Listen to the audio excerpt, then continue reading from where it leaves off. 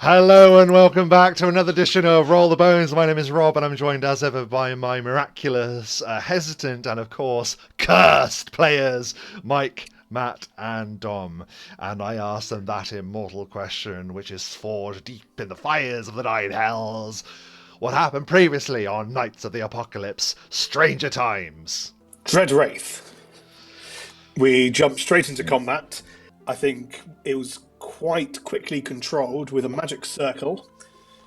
Or was it protection against... I can't remember. It was a spell you used, Ansel, that held it in place because it was its first round of appearing. Yes. And then eventually it was rebuked until the point that Obsidian could control it. So quite a scary fight turned around to be quite a useful ally. Very handy. Well, which is what we'd hopefully already handy. always planned. Yeah, we just didn't Forgotten to execute it as well as we could have. But your initial move was quite pivotal, I would say. Yeah, it had to be the first round as well, didn't it? It had to be on the Yeah. point of its emergence. Yeah, it was very effective. And a very dangerous undead enemy has become a very dangerous undead ally in service of Obsidian the Dread Necromancer. You then continued and discovered a jail cell that had been foreshadowed in the session previous. There was 3 individuals inside, a human rogue by the looks, a Rakshasa and an imp. And I believe they were Dashwild, Jurgle, and I don't think we ever got the imp's name. Nota. Ah. Yes. Thank you. Yeah, he did say, but it was after a very long conversation with both the human rogue Dashwild and the Rakshasa Jurgle. No, I made a note, but I spelt it not A, and I thought I just forgot something, but that makes sense. Yeah. Do you remember any of the conversation? It was quite a lengthy back and forth between these characters. Do you remember anything that you discussed? Dashwild didn't want to enter a deal, or a written deal. Yeah. No, a geese. A geese quest. Ge- Yes. A goose quest. You Jurgle didn't on want the to go other on a hand. goose chase.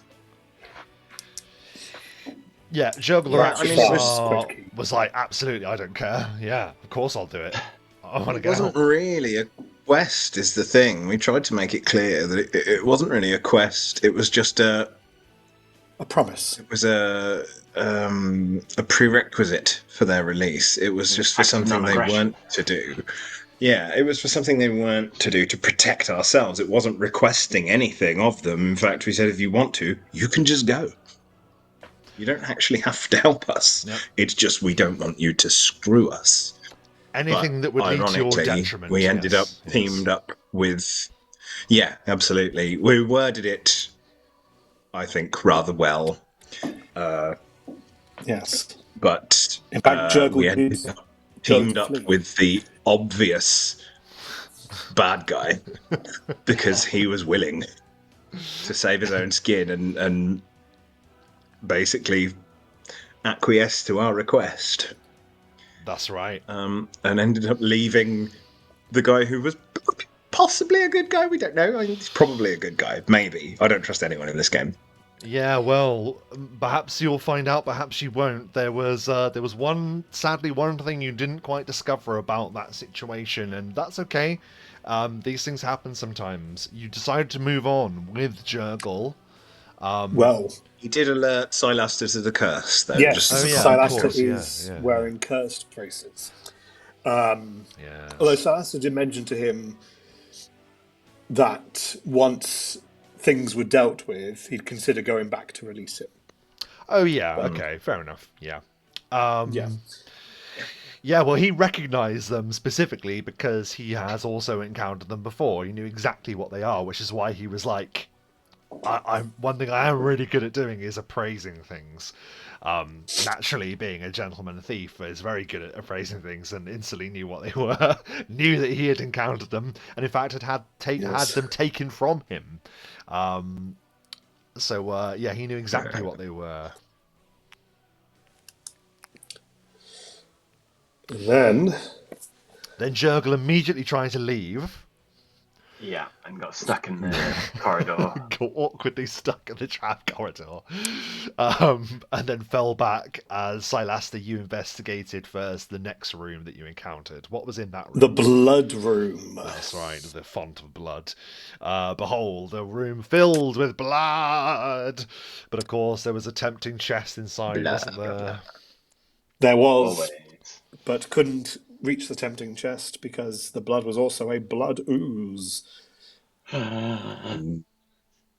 Oozing blood. That's right. It was very funny actually as we said, "No, we'll be fine. We'll be fine." To Dash Wild in the cell, who was just like, "Okay, do as you will." And then 2 minutes later, we're running down the being chased by Run back. giant ooze straight back past him. He must have just been sat there rolling his eyes.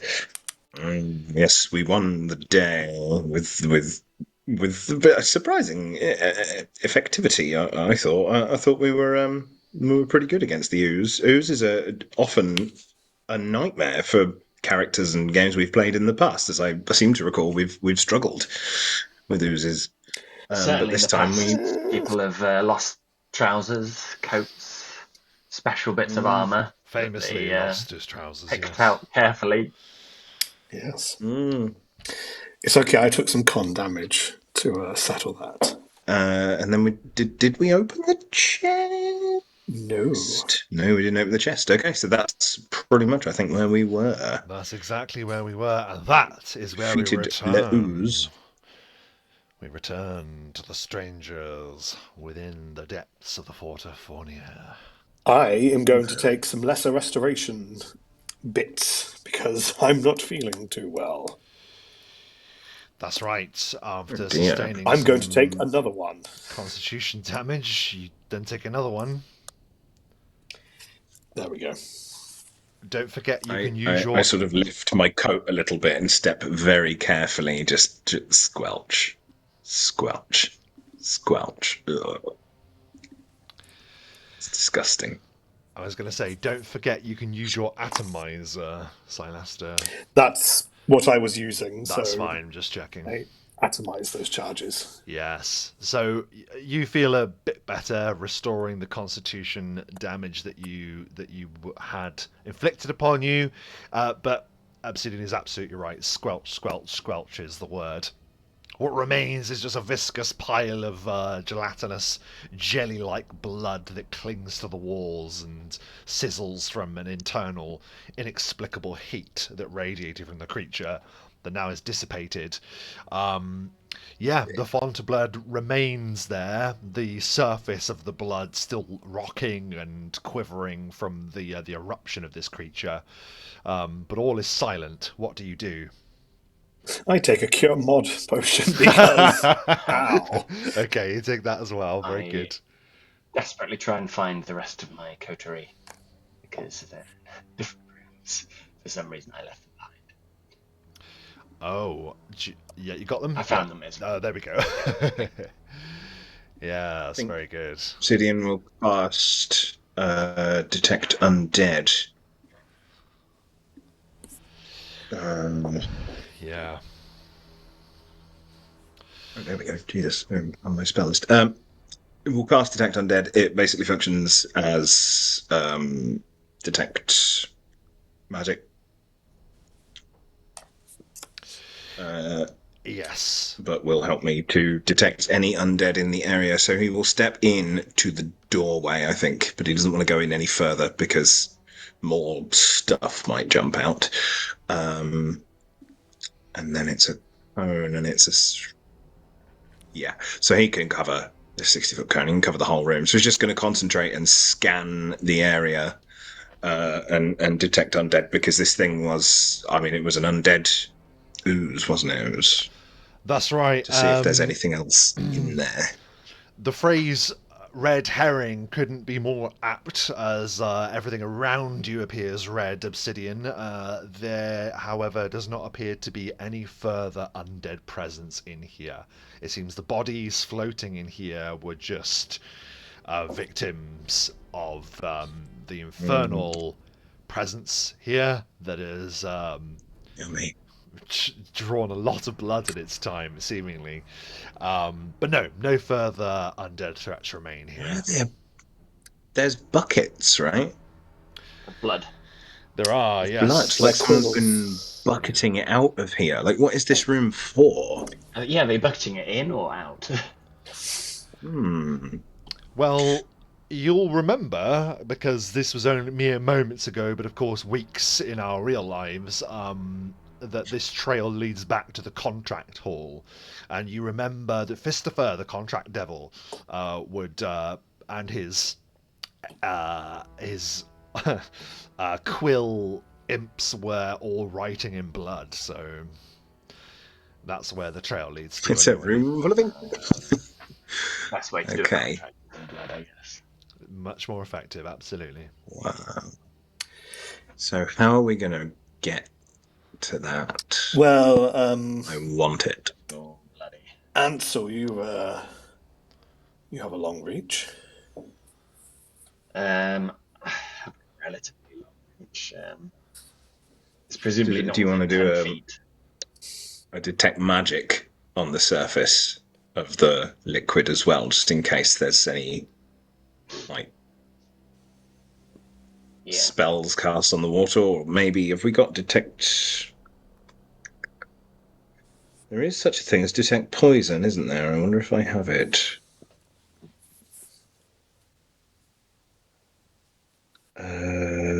Detect undead, hide from undead, detect magic. Unfortunately, I do not have detect poison. That's a shame. Well, I can detect magic at least. Then we're two. I think it might two of be the three horrible wise things. It could be. before shoving your arm into it. You might end up with a tentacle arm or a head lump. Never know. You never know. Tentacle. It can happen to anyone. It could happen to anyone.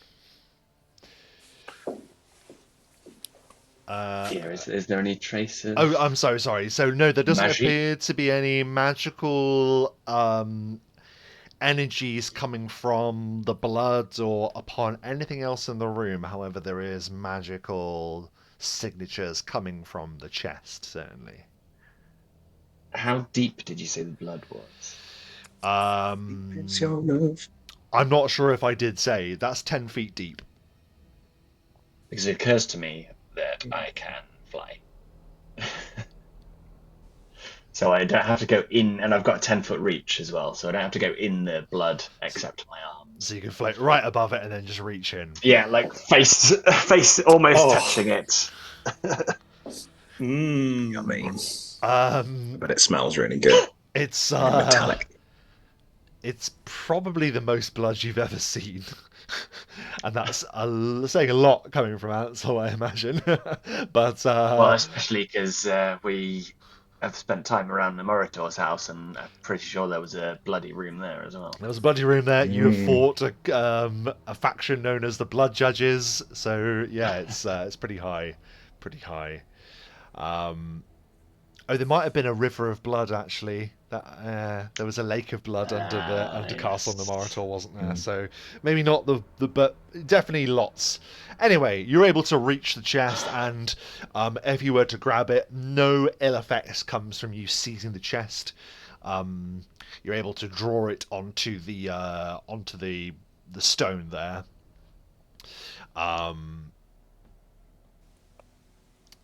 Yeah, it's there. It's an art asset imprinted onto the map image itself, so I can't move it. So you'll just have to use your imaginations for once. Yeah, this chest sits there, covered in blood. I also noticed that I've only got good flight, so I think that means I have to keep moving, which means that Ansel would have had to fly over the blood, put his hand in and try and like hook it out. Oh. Yes, excellent. If you guys want to fall back, I can attempt to dodge a trap that fires out if there is any.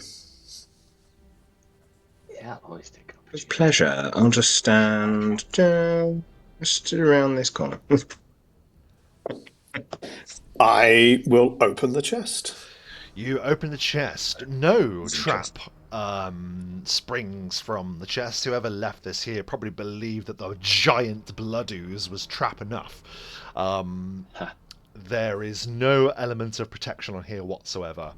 So, inside Sylaster, you see that there is a plethora of offerings. You imagine perhaps taken from the sorry people that might have been dragged here, perhaps former adventurers, perhaps people of note, heroes from another age. But yeah, there's an eclectic mix. You see that there is a small pile of what looks like treasure and items, a collection of potions, and some scrolls. Which do you look at first? Well, after beckoning the others in, what was the first one? The Items, items. potions, and scrolls. Well, scrolls mean nothing to me, so let's start with items. Okay, first of all, there appears to be a bottle of like bright blue liquid that seems to crackle with electrical power. You can give me an alchemy. Oh well, alchemy's a knowledge that you can choose, isn't it? Because you can do alchemy. No, you can do a or knowledge arcana. Craft. Actually, yeah, Yeah. that's it. Craft alchemy or knowledge arcana. So yeah, you can give me either of those. Anyone that is looking. Yep. 22 knowledge arcana. 23. Well done. 29! Ansel, you're the one suck today. that immediately knows what it is first, although you all have an inkling. This is the elixir of the electric eel. If you were to drink this for 12 hours, you would benefit on a +1 bonus to natural armor. That stacks if you already have natural armor, because it's like an electrical field that you take on, just like the namesake eel itself. And anyone that is unfortunate enough to touch you with a melee touch attack receives electrical damage as well.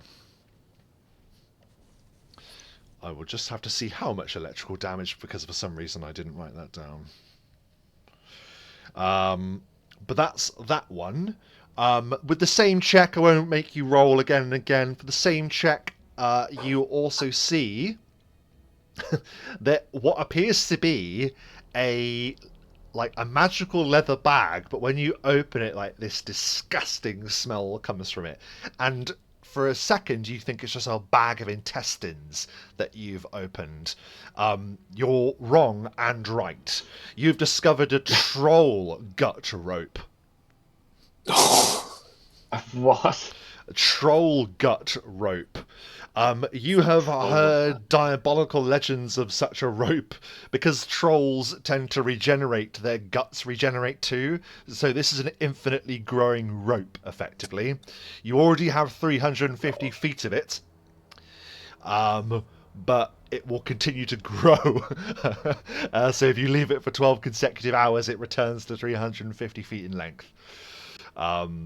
So that's useful. That is disgusting. Yeah, that's the grossest item Surely you I've could ever keep used. splicing it and both. Exactly, yeah. So you could open a rope shop, a particularly gross rope shop, but there we go.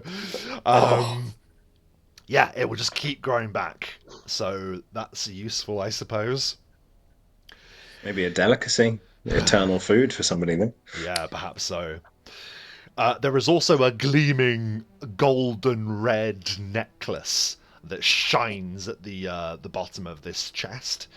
An easy spellcraft roll will determine its nature, if anyone has spellcraft.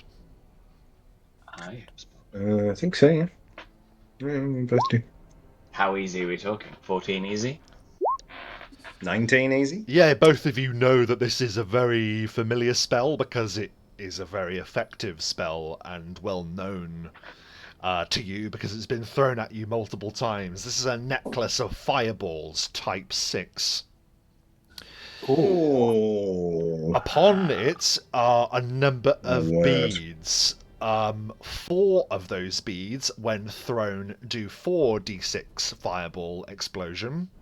2 of them do 66 fireball explosion.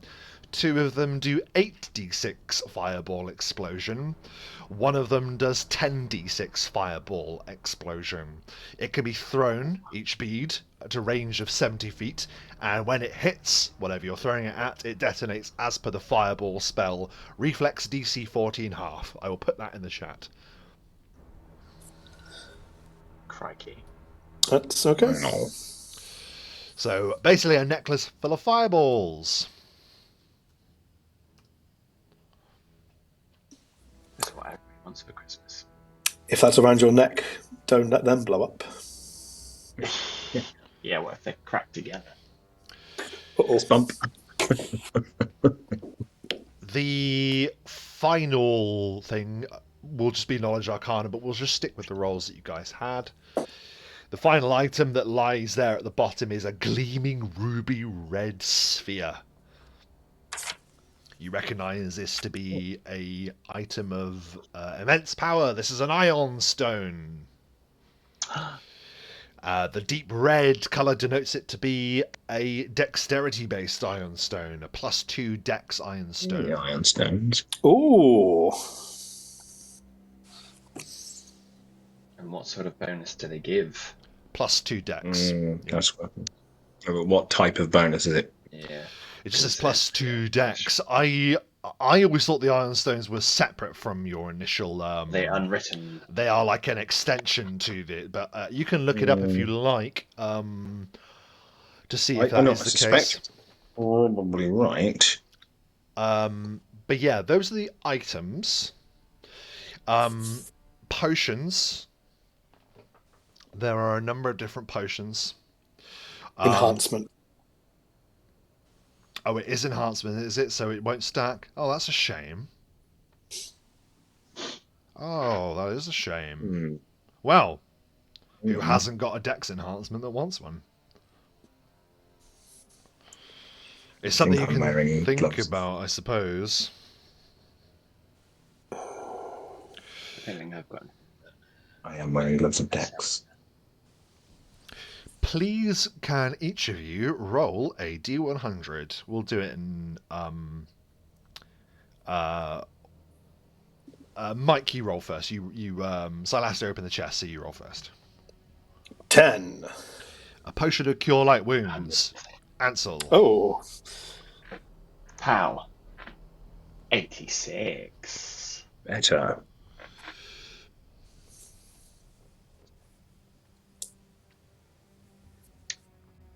A potion of levitate. Ooh. Very Obsidian, nice. please. 6 when I'm 64.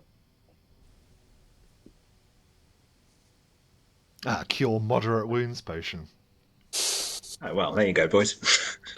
Take it away. Ooh. It hurts. It hurts us. You've probably used one. And one more roll from each of you, please. Go on, mate. Bosh. 84. It was close, if not almost the same. Lesser restoration. Lovely. Nice. Got that, mate. 12. A potion of endure elements. Pick your poison for what element that is. Yeah. Endure just means you can endure. Oh, it just means any element, doesn't it? Yeah, Cold, Cold or hot. That's right, yeah. Yeah. And finally, obsidian. 66. 66.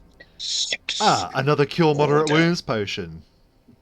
6. Or in your case, obsidian, you go, inflict boys. moderate wounds potion. Inflict upon yourself moderate wounds. Have it. Okay, and then finally the scrolls. Wonder what this one is. There are some scrolls in the bottom too. Sylaster, if you begin, please, with another D100 roll. A cracking 1. Wow. A rare treat. You That better be mega. You get an arcane scroll of animal messenger. Actually, all right. Animal messenger. Yep. 8. Ansel. 71. A scroll of protection from arrows. Great. Those pesky arrows. Oh, he's getting me. Oops, I typed that wrong. 57. A scroll of levitate. I don't think I can't do levitate, and I can't do scrolls because doesn't that use magic device? Yes, Can either of you do use magic device? just Ansel. I'm There you going go, to Ansel. Potion of levitate. all 3 uses of a cure light wounds potion because I'm still not at full health, Oh, there. which turns out into a cure serious wounds. There we go. That's all of them. For those interested, it's 1d8 plus 1 points of electricity damage if you are struck with an attack whilst using the electric eel elixir. Nice. Who's going to get that? Well, seeing as I'm cursed right now.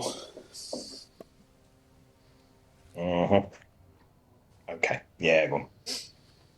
Which, if it's, I don't know, if I'm easier to hit, then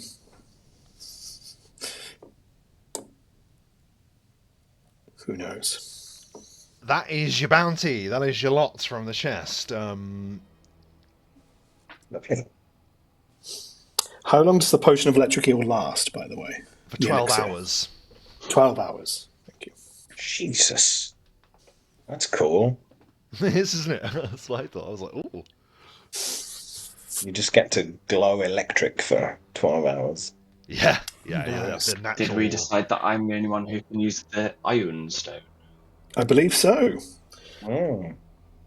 Yeah, would That seem potion so. could be used quite effectively in the bedroom situation, couldn't it? Like licking a battery, you know. Like in Watchmen, where she's with Dr. Manhattan. Oh, wow, yeah.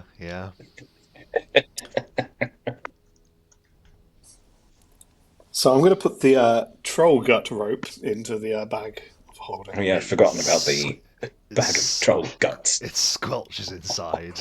I don't understand how that would be effective, because surely it's really slippy. Surely that would make climbing a wall hard. Just thinking, with the necklace of fireballs, does it have to be worn to take a bead off? No, so I specifically checked. It does not take up your neck slot. It's just something that you have on you, and then pluck a bead off and Grab throw it. it. The only thing is, you can only throw one at a time. You can't like grab a handful of them. Yeah. It specifically states you can use one from it per round or whatever. Bead in each hand. Per action. Yeah. I I suppose don't actually mind. it would be quite cool. Would that be too much? I suppose it makes sense that if the whole thing detonated, then all of them would go off. That'd be quite cool. Maybe we'll say that as the case. Who knows? My only question with that would be, for its effectiveness, when you throw it, what is the attack that you have to make? Because obviously it's a reflex save once it's there, but is it like a dexterity? It says thrown, so I'm assuming a range throw. So your strength or dex, whatever you use for throw. Right. But how accurate do you have to be with it? Because obviously it's an area of effect, isn't it? A fireball. So all you've got to do is just get it into the 5-foot square, which I think is an armor class of like 5. 5 or something, yeah. So it wouldn't be hard because It that's doesn't even have to be in the 5-foot square, right? but it's As long like as It it's would just within need the to be blast. near them. it just says 70 feet, and to be honest, the contest of having a fireball thrown at you anyway is always the reflex. It's not if you can hit someone with a fireball, is it? So so for whatever sake, we'll just say you throw it 70 feet. That's fine. I'm happy for one of you to claim that. Do you want it, Matt? Because you have limited spell slots, whereas I can just keep chucking Yeah. Eldritch blasts at people. I'll take it, because that's the only thing I'll take out of the chest. Cool. None of the potions or scrolls worked for me, so. But Ansel couldn't levitate twice. That's He right. can already fly though, so Yeah. it's less of a good. I'll suggest that's for the bag of holding. You Yeah, I mean, I write down all the scrolls just in case, because things like the magic circle would have come. can sell them. Yeah. They're all fairly, expensive. Do you mind if I take the lesser restoration because I used some No, you go ahead. cure mod? You can have I it. think with the restoration potions, mate, they're sort of as and when they're needed. So whoever's got them doesn't matter. It's just I'll put levitate and endure elements. I've in already got cure mod ×6, so the same. have you not just taken a load? I took the cure light. But I've got the atomizer, so I get 3 per potion. Okay. So I actually have 18. If you think necklace about of it. fireball, necklace of fireball type 6. Did you say? Just type 6. Okay, just had to double check. Why is the Rakshasa creeping in? What do we have here? Jurgle is hissing through the doorway, his nose bright and twitching at the smell of magical items. Did Jurgle do anything in that combat to be effective? I am offended. Of course I did. I cast haste upon you all. He did. Okay, no, he did cast haste. I was just wondering, because in which case maybe we could Give him levitate. toss him a potion of levitate. There we go. So boils. Be fair. Yes. Thank you. He hungrily stashes it in amongst his cloak and begins cackling to himself. He Well- doesn't care what magic it is as long as it's magic. He just wants power. Yeah. If we go the other way, I'm starting to Gas. relate. Yes, the gas. Where are we gonna go then? Where haven't we been on the map? There's the whole central area, right? those are 2 locked doors that we couldn't get into. Right. Those There are the was stairs. stairs down the bottom, Yes. and there's this whole area in the center. But there's this corridor here as well. We haven't actually. This corridor in the center here that goes through. You have to go all the way back round. Yeah, I there's think that's some way back. There was a corridor you didn't go down that you peered through when you got across the bridge.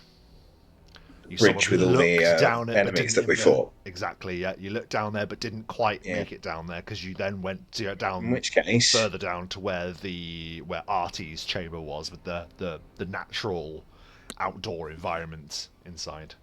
A bit Well, distracting. let's go then. so let's go and explore that corridor that we missed, and then do the stairs after. Because before going to a different level, we should certainly clear this one. Video game mentality, I still have my wall climbing ability, so I can avoid the ooze by climbing over the wall. Just gonna. Rob, I seem to have wedged my ferret in the wall. Would you mind? Oh no, let me get him. That sounds appalling. Yes, that's Don't why I ever chose the say word that ferret. phrase again. Wedged my ferret. I He's actually wedged a my weasel, ferret but- in the wall. Oh. Cry. Open Where is the he? door. Oh, there he is. Could you pry him out of the wall? I for me, cried please? him out of the wall for you. Would you like me to drop you where they are? Yeah, why not? That'll speed things Or up. that we got to walk past Fistifer again, but just don't. We're not here. Hey, he's possibly helped us out, so we'll see. Yeah, the door opens and you can see that Fistifer looks slightly perplexed. A slightly amused smile spreads across his face. Oh no. You see that behind you, the Rakshasa is approaching, but hasn't quite got there just yet. Rob, I appear to have wedged all 3 of them. What's wrong with you all?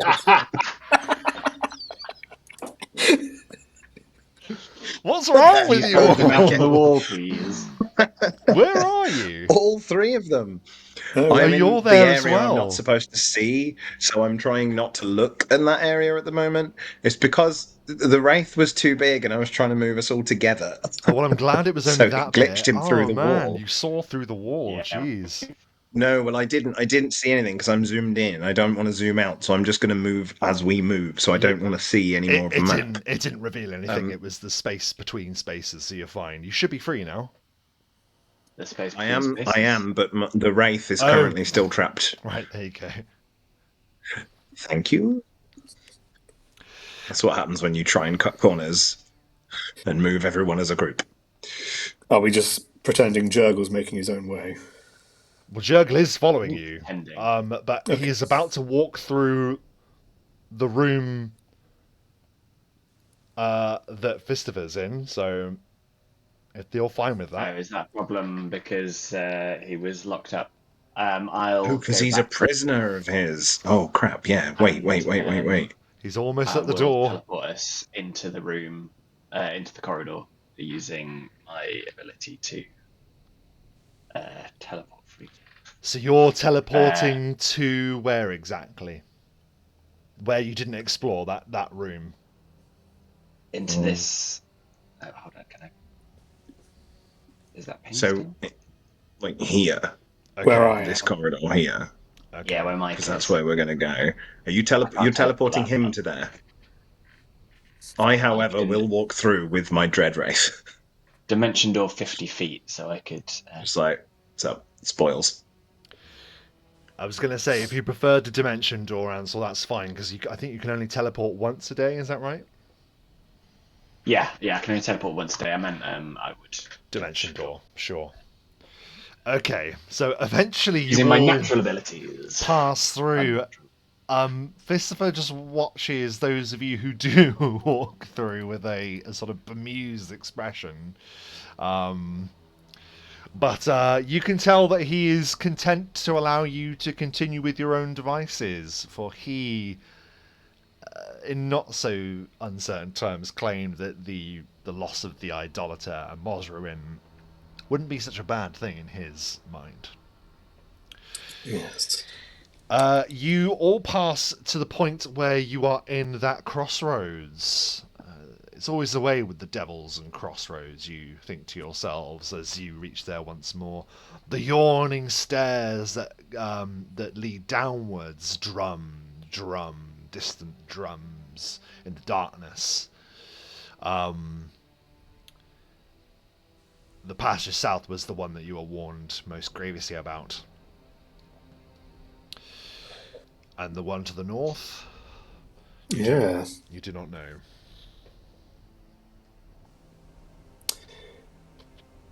Put my head around. There appears to be displays. Yeah, great arms displays are on show here.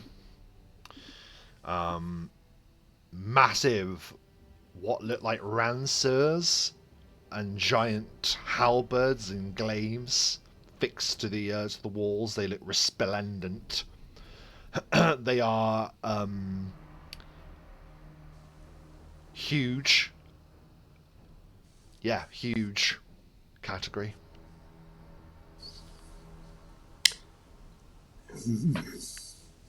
Hooch. And they are guarded, it seems, by those great statues, the ilk that you've seen dotted throughout this place. Can I use my detect magic sight on the weapons and statues? Yeah, you can. You can see that there is a. I suppose. It's kind of like universal magic. I hate to be so broad with it, but it is just universal magic. There appears to be some kind of connecting device. If you had to guess, Ansel, you were staring at some kind of magic device. You might think. My favourite. Ansel would like to inspect it carefully using Perhaps using use magic device to try and figure out what it does. Absolutely. Use magic device check. I'd love to.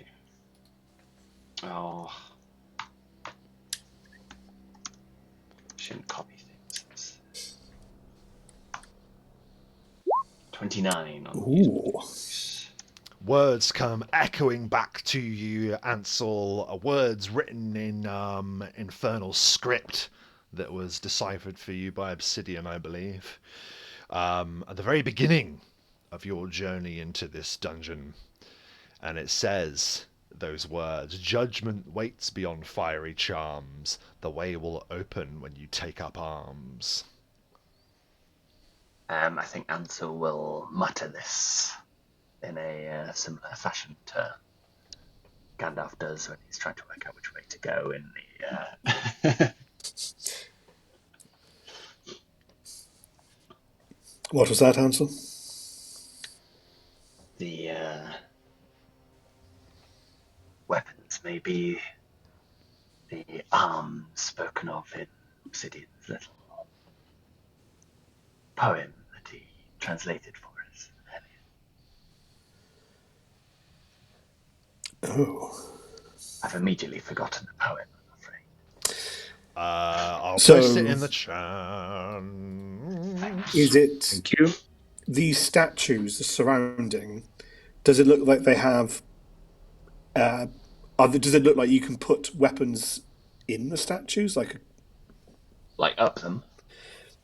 Like have they got an open hand, basically? Not up them. You said in them. I'm fucking.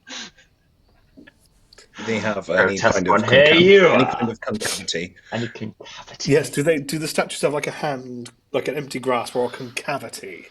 Thankfully, there are no concavities of any kind in this game or this world. There is. Word means nothing. No, there doesn't appear to be. In fact, the statues, like I say, look pretty much similar to the ones that have been carved in the other parts of the dungeon. They don't look like they are, to your mind, Ansel, part of the device. The weapons themselves. It would appear so, yeah. So we need to take up arms.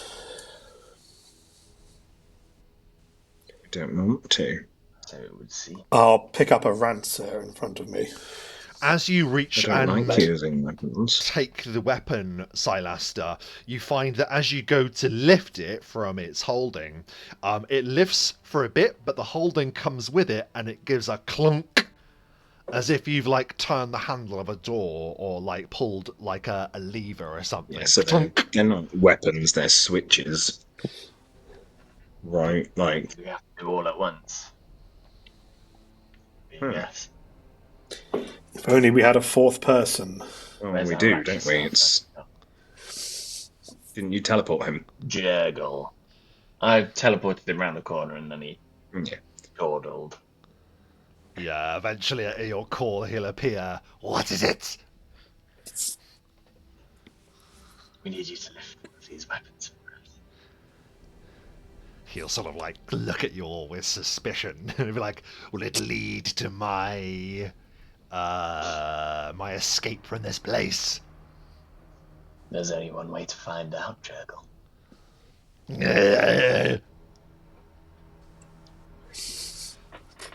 He goes and wraps his backward claws around the one at the top there. All together now. And a 1, 2, 3.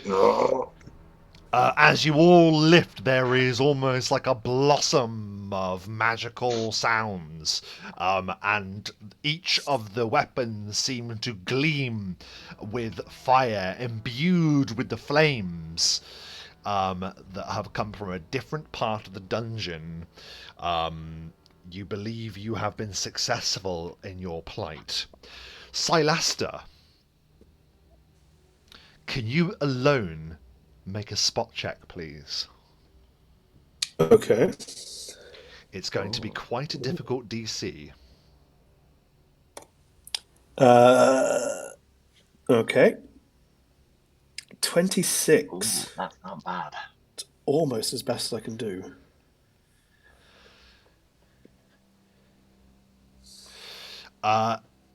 You see that there is a very small joining in a wall. And it is the innate gift of your people that has allowed you to spy that there is a secret door there. However, it hasn't opened. It remains firmly shut. You think that, Ansel, looking at this, you don't believe that your magic device check or this magic device correlates with this door. That obviously leads to the door at the front of the dungeon. This seems to be a separate thing that just is concealed here. I mean, I'll point it out to Ansel and be like, do you have anything for this? Ansel will walk over and sort of tap it. You... Yeah, tapping it doesn't result in anything. You all just stare at I'll try and shift it in a big circle, or like down, or up, or you open it like try an and spin napkin. it. Yeah. God. Lick it. No, No, nothing. we, Nothing happens when you we attempt need a those rogue. things. Don't we? Yes. Well, the other option, Sylaster flexes his fist. I could punch my way through. Perfect.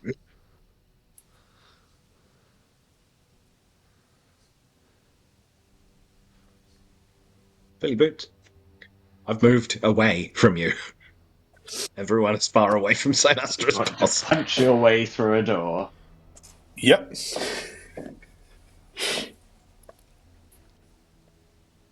Sylaster is going to... I could just Dimension Door us through it. I mean, Sylaster's about to mountain hammer, so he's like gearing Thinking up. I about would it. say it's probably safer to break it open because we don't know where we'd be teleporting. It might be a room full of lava or a room full of fire or a room full of corrosive blood monsters. I think I Dimension might be Door, able to you make a need to hole. know where you're going. That you don't have to be able to see it, but I think you have to know where you're going. Is that not correct? Yeah, but a door leads to a corridor. Does it? Sometimes. If I can make a hole, Ansel, if I can punch a hole so you can see through... Yeah. Okay, I'm going to mountain hammer. Okay. Do it. Which bypasses all hardness and doubt. So in theory, I'm going straight to the HP of this. Okay, that's door. fine. Yeah, that's fine. So...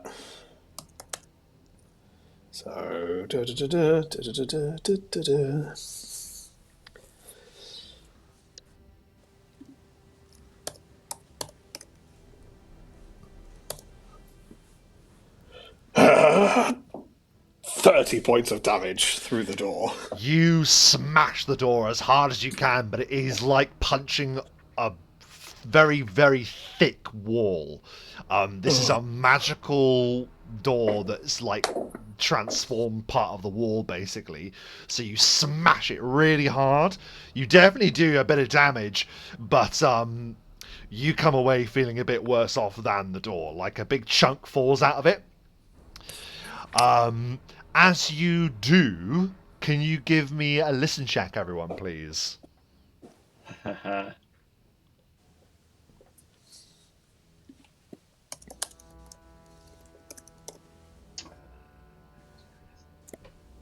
27. 5. Obsidian, you're busy looking at the decor. Obsidian's just not. He's not an observant person. Ansel and Sylaster, 20 on the die for Ansel, very good. In the distance, because it sounds like the distance through how thick the the entryway is that you've discovered, you hear a roar, a distant, terrible roar echoes and reverberates acoustically through the wall. Shit, now what? I think you woke something up, Sylaster. Oh, well, I was hoping we could spy something, but I don't think that's the case. Well, you've already woken up, whatever it is. Why stop now? I can either keep going until we can get a hole and we can teleport through, or we walk around. It's your choice. Do it. Or maybe whatever Do you it. woke up will open the door for us. Maybe. Okay, give me a moment. Smack it again. Smack the shit out of it. Another 30 points of damage. Another crunch. You slam hard and you hit it at the same spot. Slick orange brickwork just tumbles away, and there's like almost like fiery light that glints through like a tiny gap. You hear another terrible roar. You can just see it's not big enough to see through. Maybe one more attempt. One more punch.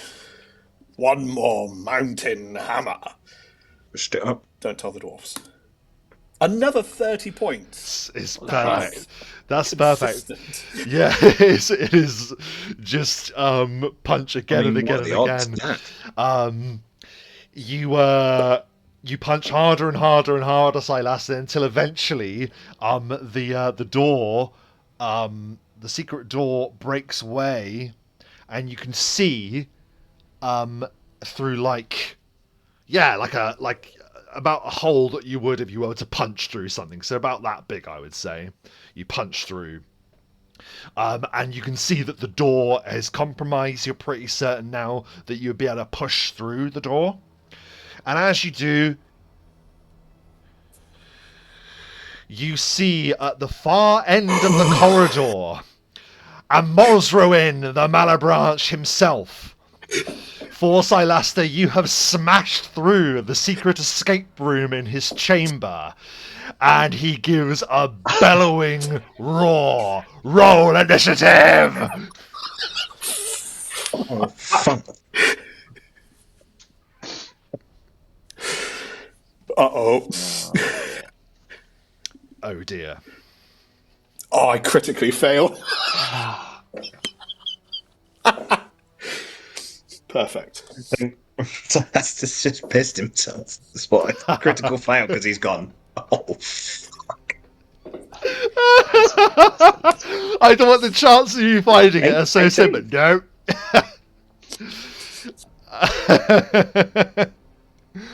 Was that another crit from Ansel? Yeah. Whoa! You smash through the door and the wall that is the door, and yeah, you see the terrible figure looming large. He spreads great wings wide, deadly-looking, tri-pointed spear known as his ransor is in one hand, and he gives a guttural, bellowing laugh. My guests have arrived! But as he launches into action, Ansel, you go first.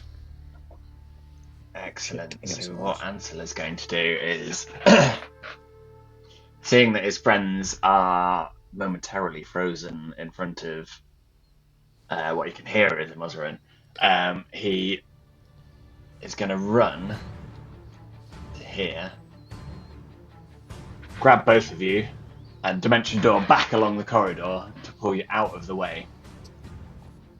So back to over here, leaving behind an illusion of us three standing in the doorway looking at a Muzzarin for one round. You are a boy. As you do that, you vanish, and yeah, your illusion remains there. Is there anything else you want to do on your turn? That's a movement action, a standard action, so no, I don't want to do anything else yet. I will send the shade a little closer. Very good. You do not need to give a listen check as a Mosrin acts next, and he bellows, "Find them! Find them and destroy them!" Oh, you're still there, so he's just going to say, "Destroy him!" Pointing down the corridor, and you can hear the beating of terrible wings, as it is clear that the idolater is not alone. Just as because it was a fair few weeks ago when we made the deal, remind us very quickly of what happened with Fistifer, because it was something about like locking him from escaping, right? Is there something we needed to do? I think Sylaster has to say, "Amosroin, I bind you to this plane." Correct. However, place. I have critically failed, so I'm not saying anything just yet. Yeah, a Mosrin, I bind just you to wanted this to place. check. Yep. Gotcha. But yeah, he's bellowing something, and there is the sound of beating wings, but seemingly that is his turn. Obsidian, it's your turn. Okay. I will request that the Dreadwraith, to start with, fights on our side. Very good. It's going to be an opposed charisma check then, please. It is indeed. Just normal straight charisma. Yeah, hang on a sec. Let me just get his stats. Yeah, it's just his standard Dreadwraith in every sense of the word now. Let's see. Okay, I don't think the Dreadwraith is going to want to help me this round, but I will make that request again next round. It's fine. You don't know. So it has. You'll pardon me because I can't work it out in my brain. It has a charisma of 24. So what is the modifier for that? +7. It's exactly the same as mine. Oh, Anything but a 1. Wow. How has it got the same charisma as me? look at the stats. Jesus, Dreadwright's got really... Oh, How have they +7. got... That's a weird thing. Well, yeah. Okay. Well, that's fine. It's just to convince him. He goes, nah.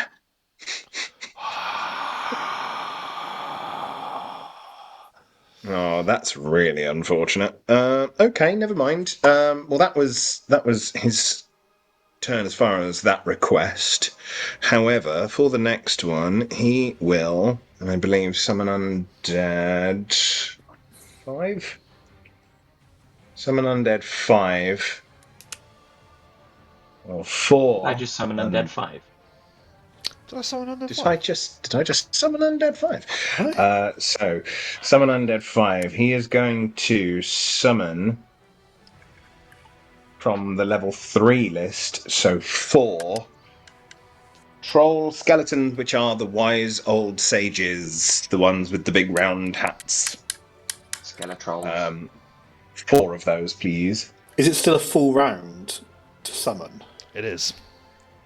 Oh, Yeah, it is, I'm afraid. And you just went to speak to... Casting time 1 round. Casting time 1 round. So, did you convince... Just talking is a free action, isn't it? If it's just talking, then yes. I don't know what it is, to be honest. It's not a spell. I've already cast the spell. It's making a request is all. So it's just talking. In which case, that's my turn. I made a polite request, which was denied. I started casting. Help us fight. No. Nah. No. I can keep asking him. Come on. Okay, Come right. on. Yeah. Yeah, you hear the sound of billowing flames as well as beating wings now, as there's a cacophony of sound just ripping its way down the corridor towards you all, this terrible sound. Yeah, they sound like there's like a great amount of mobilizing happening in this chamber.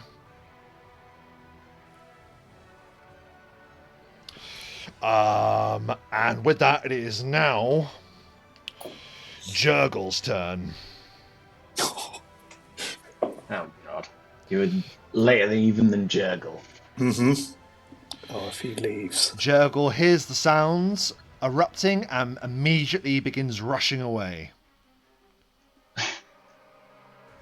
Coward. It's okay. And he runs around the corner. Oh, not that corridor, Jurgle. He runs around the corner of that corridor. Well, I think we know what's going to happen to Jurgle in a bit. As he uses Live double happily ever movement after? to run away. What's down that corridor again? I don't remember. It is the fiery boulder corridor, as you recall, that Railgun fires magma balls down it. So, yeah, but Have a no, great time. yeah, no sound comes from there just yet as he dashes around the corner. That was Jurgle's turn. Sylaster. Aha! Sylaster will not go around. Probably there, just because- inconvenienced, really, by moving you. I thought they would. No. It's It's something else. it's handy. Sylaster is going to shout the phrase, Amosroin, I bind you to this plane. Bellow it down the corridor. Place. For the Place. 1000th time.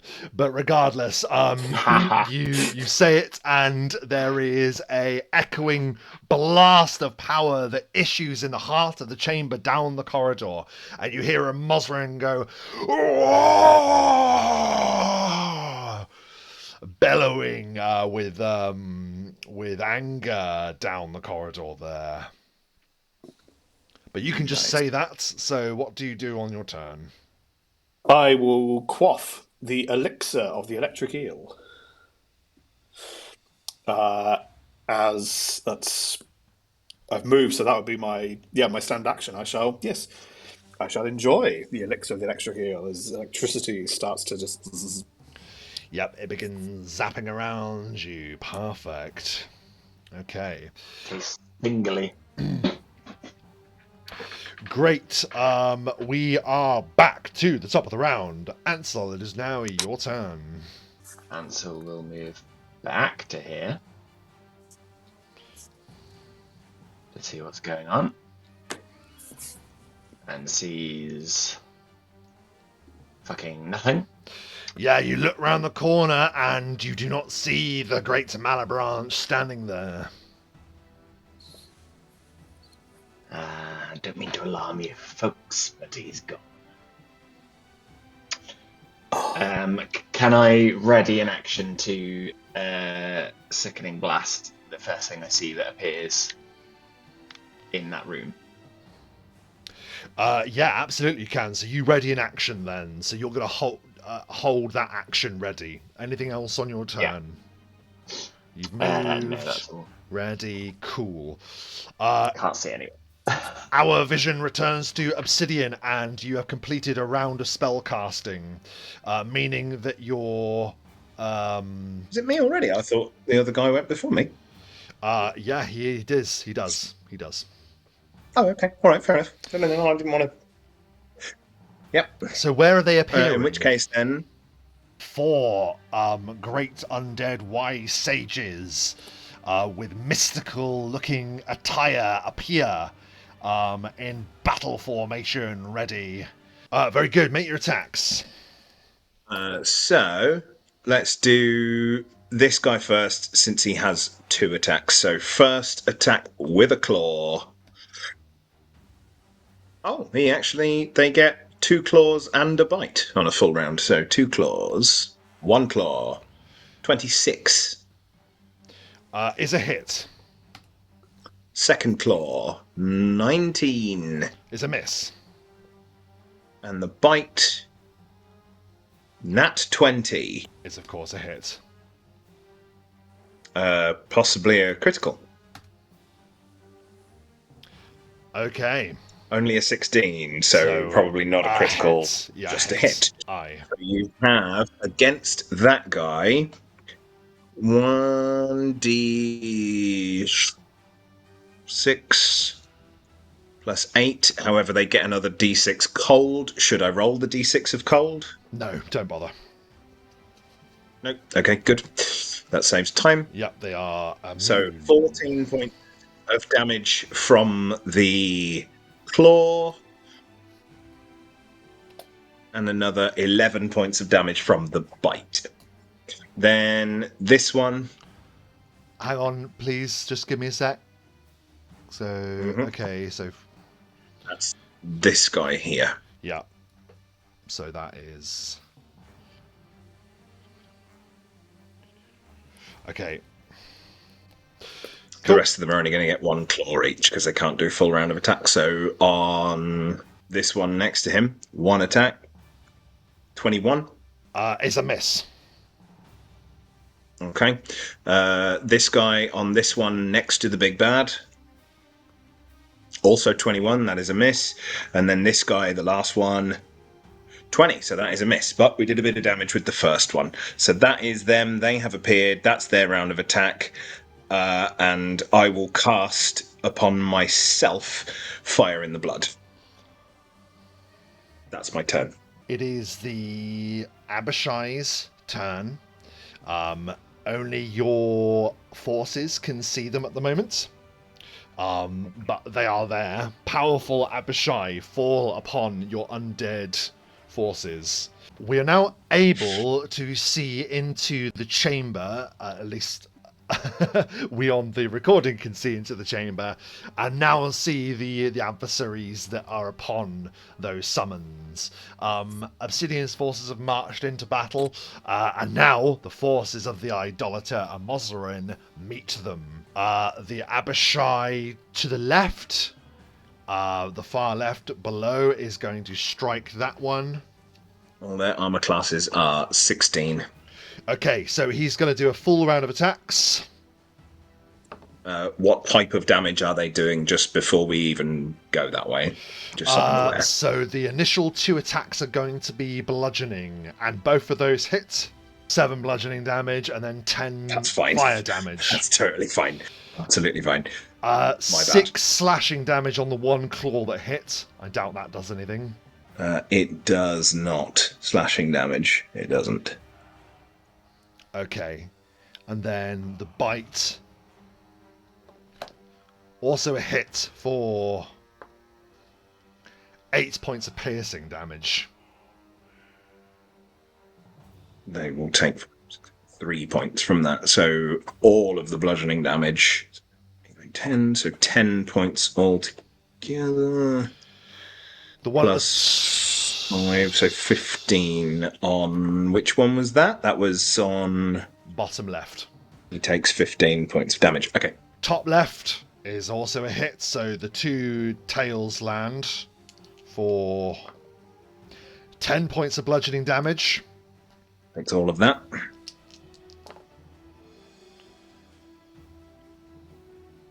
And 15 points of fire damage.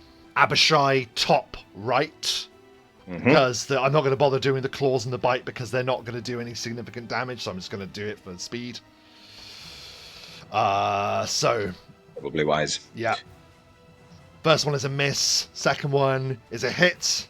8 points of bludgeoning damage. Take the lot. 12 points of fire damage. Bottom right is a hit. And another hit. The first one, 8 points of bludgeoning damage. 14 points of fire damage. That is the Abishai's turns. The Abishai are upon your summons, and you can just hear the crazed battle that rips through both undead and infernal forces. It's now Jurgle's turn. Can you all give me a listen check, please? Yeah. Who? I am not paying attention. Ooh, 34. 24. Sylaster, you hear this clear as day. Ansel, you hear that the trap corridor is triggered. But Sylaster, you hear a as there is a violent explosion of magma and kinetic energy that rips from the that corridor down there. And I'm just going to see for shits and giggles. That's not enough dice at all. Idiot.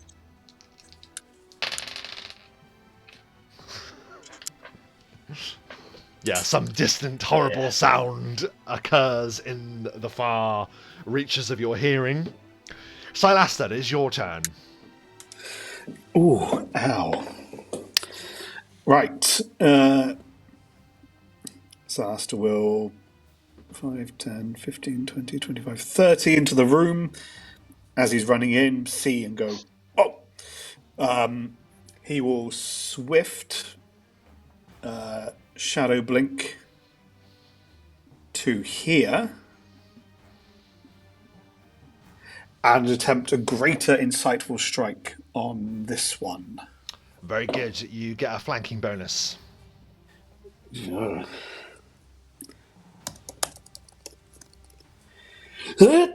Bang! Critical hit. A critical hit against the Abishai. Holy Let's see. Let's see. Good. That's where this fight needs to go. Lovely stuff. What? 37 to confirm. Is a critical hit against the Abishai. Please roll a D100 as I bring up the critical hit table. Roll 1. 89. Yes, nice and high. Okay, I'm just bringing up the table as we speak. I have it here. 89, you say.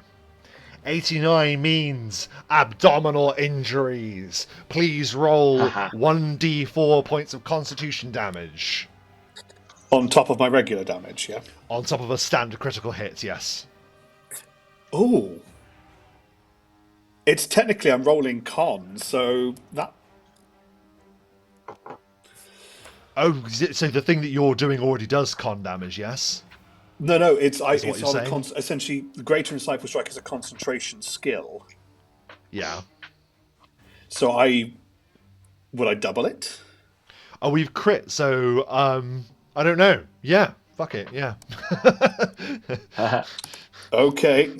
It's an attack roll. You double, yeah, that's fine. That's fine. This is possibly the tastiest thing I've ever done, but I will also add onto the bottom of that a D4 for the con damage.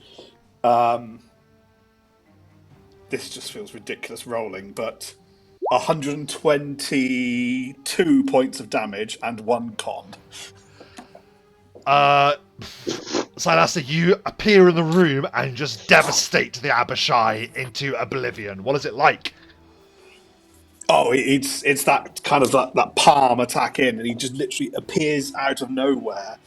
I think he uses the speed of teleporting and attacking as that kinetic momentum, taking inspiration from the corridor to almost deliver an enhanced attack so quick from the teleports. Bang! And as you just go BAM! Like you make the strike and it's like a peerless entrance into the battlefield. But then as you make your strike, you go ah! Recoil as some deadly power racks through you, Sylaster, for you are now encountering a challenge rating equal or greater than your level. The braces of fumbling activates. You now have a permanent -5 to your armor class. So instead of armor of 5, it's -5. Correct. Holy shit. And the cursed item was almost like building up, like every time you're in a fight, oh, this might happen, until eventually you face the monster that is before you. God. This could have So I took a happened. -10. The thing is, this could have happened earlier, but because you never engaged with a Mosrin, it didn't happen earlier. So yeah, you're -5 to your armor class, I'm afraid. Ooh. Why -10? Because I Because they lose were the armor bonus. Giving him +5, so now that he's not getting the bonus of +5, but they are giving him a -5. Yeah. So technically, it's a minus. I've lost 10 points to my armor class. No, Unless you lose... essentially they just become No, it's... Oh, I see what you mean. I see what you mean. Yeah. Oh. I'm not sure that's how what it means. However, I think it's -5 to it's your armor class. I don't know. it's still not too bad. Yeah, we'll see. We'll see, mate. A nasty ass curse. Horrendous, because it waits for you to be in a battle that threatens you before they trigger. And that battle does indeed threaten you as we are back to the top of the round. Ansel, you just hear the cataclysmic din of a great conflict erupting down the corridor. What do you do? Well, Ansel will have to enter the corridor, I suppose. If only I could. Yeah, I'm actually- sorry, readied, but then all of a sudden all these summons stopped anything from coming down the corridor towards you, so your readied action, I'm afraid, didn't trigger. We have returned, and we are back to the top of the round. Ansel, you have done your movement, but it is now your action. You burst into this room, and we'll probably give a description, as this is the first time we've actually had a look at it properly. You have jumped into this room. You can see that fires billow in different corners of the room. Little do you know, this is where the red Abishai spawned from, and each fire blazes next to a great set of scales. You remember that this is supposedly one of the counting houses of the 9 hells. Well, here it is. Let us see if they can count their dead. Ansel, it is your turn. What do you do? Ansel will fling an arm towards Musrin, and it's time to test the devil as he tries a sickening blast. Can you make a caster level check, please? I can certainly make an effort. That was 35! A crit. That is more than necessary to be able to hit him. Absolutely, yeah, that absolutely goes through the caster level. Just rolling at your attack then, please. Excellent. So on his touch, 24. Touch the bugger. Is a hit on his touch. And so it is 66 damage. 22 magic damage as Ansel, the power of the moon compels you. And then if you could make a constitution save. Fortitude save. Oh, constitution. Fortitude save, apologies. That's right. Of 21. Briefly went into 5. No, that's fine. But I'm back now. You bid to disrupt my fortitude! He screams across the room as he beats the save, I'm afraid. No worries. We've hit him though, and that's Bam! Yeah, it rocks his shoulder. This dread Malebranche, a huge infernal threat looms before you, Ansel, as you conclude your turn. indeed after skittering down the corridor. It is now his turn. He just watches as Sylaster just pastes the Abishai, and will just give a single beat of his wings. He goes up high, and then comes raining down as he looks as if he's going to bring down the Rancer, but it's a feint, and his horns come forward as he attempts a powerful gore. You do not want this to land. But with a -5 to your armor class, let's find out. What is your armor class now? With the elixir of the electric eel, 19. That is a hit. He slams hard into you. As you sort of class is the same as mine. You're buggered. pretty much. For once I'm the tank. I Yeah. like to think Sylaster doesn't realise the curse is in effect. He lifts up his braces and as it connects, he just sees him sort of crumble. And he's like, "Oh, The bracers do that. They repel each other. Oh, crap. oh no!" Right in the face. He just slams Noggin. into you, Sylaster, for 31 points of piercing damage. Boom! And you just feel the breath is knocked out of you as the full weight of him just collides into you. Fool! He bellows. You thought to challenge me, a Mosrowin! He has moved. Does he take some electrical recoil damage from your electric? He should if he's susceptible to electricity. He takes the electricity damage. Yes. Yes. 1d8 plus 1. 4. Damn it, girl. He gives like a snarl. It's like a electric eel. tickle, but he takes it nonetheless. As he engages you in battle, Sylaster, Obsidian, it is now your turn. Your undead forces marshal forward. What do you do? We will go with the undead forces first. I'm going to try and roll these quite quickly and then just tell you the scores. So we're going to go... obviously, this guy is going to attack the big bad, so we'll save him till last. So we'll go from here first. We're going to go with 4 o'clock. 2 claws. 1, 2. 28 and 19. I imagine the 28 hits, the 19 doesn't. Correct. Okay. And then this guy. So 11 o'clock. 1, 2... 14, 19, both hit. This guy, who is at, we'll say, 8 o'clock. 1, 2, 29, 22. 29 hits. Does 22 hit? 22 doesn't That's hit. about midway. No, it doesn't. Okay, so we've got 1 hit over here, 1 hit up here. So now we'll do the bite, the follow-up bite from each of them, and that is, so we'll go the 4 o'clock bite. 23. Is a miss. I'm sorry, which one is 4 o'clock? 4 o'clock, this guy. Oh, okay. 11 o'clock. Okay, alright. Bite. 19, so that's a no. And 8 o'clock bite. 16, so that's a no. Okay, so we have 2 hits. So a claw and a bite here. Yes, the first claw will do... This is my way of trying to do it quickly. 13 points against this guy. Sorry. Yep. And then against the guy opposite him, 10 points. The last one is the one up against Big Bad. He will now try for the same thing, but against him. So 2 claws. 1, 2, 29, and a nat 20. That's 30. He just hit him with both his claws. So 29 does not hit a Mosrowin. The critical, however, has a chance to get a critical, but it'll be a hit. So re-roll. It's not a critical, but it is a hit.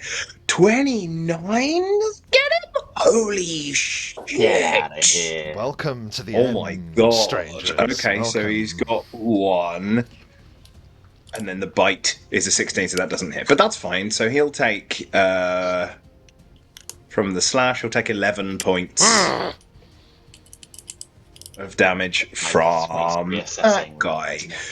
Now I will 1, 2, 3, 4, 5, 6. I can get to the corner, and I will summon Spectral Hand.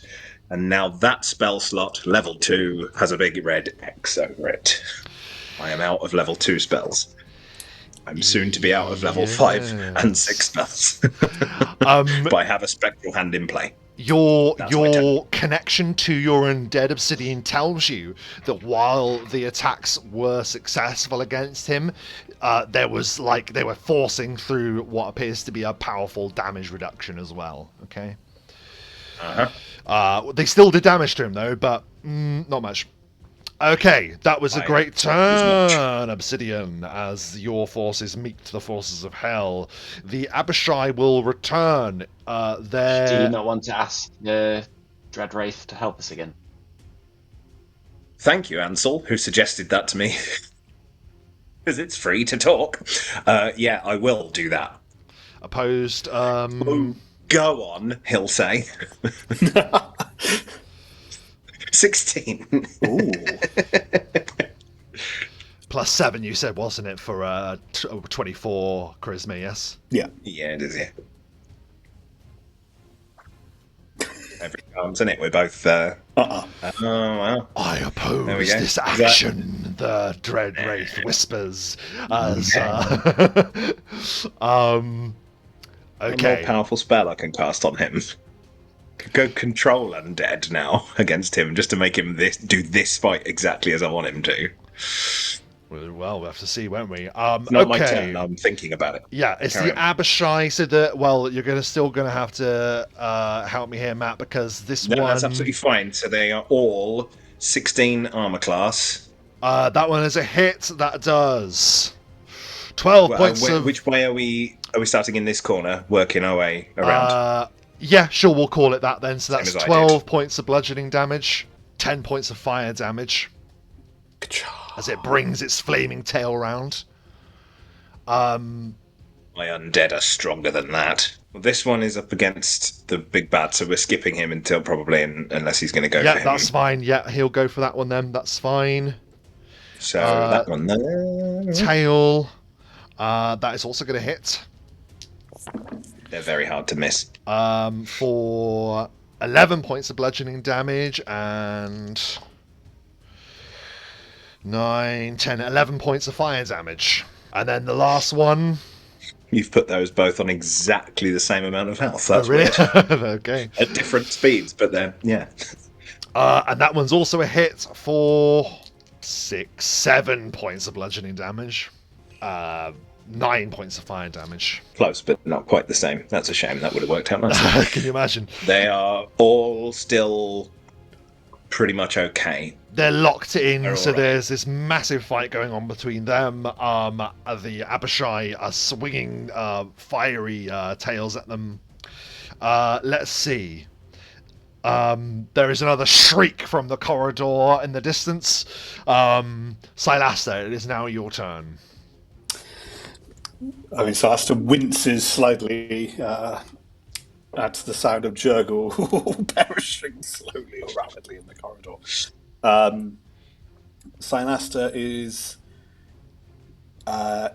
going to use a boost, and he is going to use his Cloak of Deception as a swift action to turn greater invisible for this round. So he vanishes in front of him. However, I don't know, actually. He may still be able to see me. We don't know. As a move action, I'm going to quaff a haste potion. I'm going to atomize a haste potion. Okay. I've just realised I forgot to do something, so we will do that at the start of next round. Okay, so you take a haste potion. Yep. You're invisible, so let's see. Yeah, that's fine. Anything else on your turn? And then I'm going to attempt a Hydra slaying strike. Okay. Let's see. I can't move because I took the potion. Hopefully he may be flat-footed. I don't know. 37. You should have moved slightly. You might have flanked. My not move flanking action was him. to drink the potion. You wouldn't be able to do a 5-foot step anyway and still be flanking. So. On the flat-footed armor class is a hit. Nice. I'm really hoping that's a hit on his normal armor class. That's nearly 40. Holy crap. If it's not, what are we Just doing saying, here? it was an attack on it. I'm just saying it might not be. Who knows? I'm just saying, yeah. It does 19 points of damage. Okay. And depending what happens next round, I'll let you know if that comes into effect. 19. Okay. As you punch, again, there's a slight resistance to your strike as you slam into him. Yeah, this was like a jab to the shoulder. It was like a whoosh. Again, with the music. And now my invisibility drops, so I'm back to normal. Okay, yeah, your invisibility drops. Let's just see if I can. Why did your invisibility drop? Didn't you say it was greater? No, Cloak of Deception literally lasts for one round. Oh, But it I see. it doesn't carry through the rounds. It's just that one round I have. Very good, Sylaster. And as you strike, our vision snaps back to the nave of the sickle moon. Ansel, you still stand framed in the doorway, looking at the chaos beyond. What do you do? The Shade will run at full pace over there to Muzrin to try and lower his abilities. Mm-hmm. And then Ansel will attempt another sickening blast.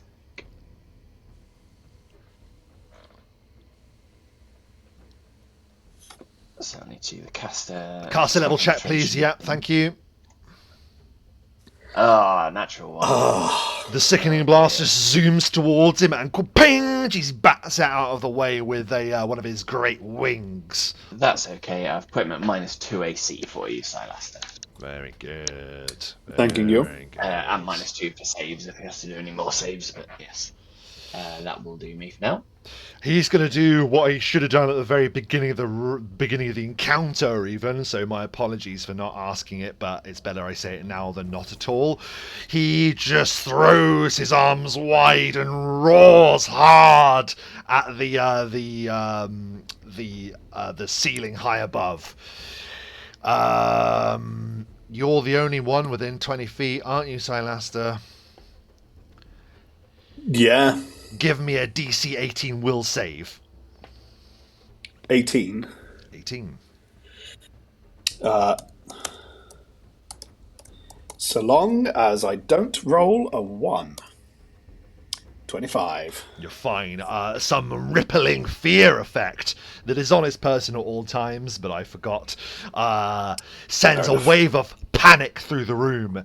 Were you to succumb to that, you would be in trouble, I can assure you. But that does not affect you. That is also not an action for him. That's just on him. He is just going to turn that Ranseur towards you now, Sylaster. Is he going for a full round action? He is about to, yeah. As he does, that attack, the Hydra Slaying Strike, kicks in, and it stops him from making a full attack action this round. Very good. Very good. Just got a bit, so he just goes as if he's going to make like a rapid and intense amount of attacks, I will say.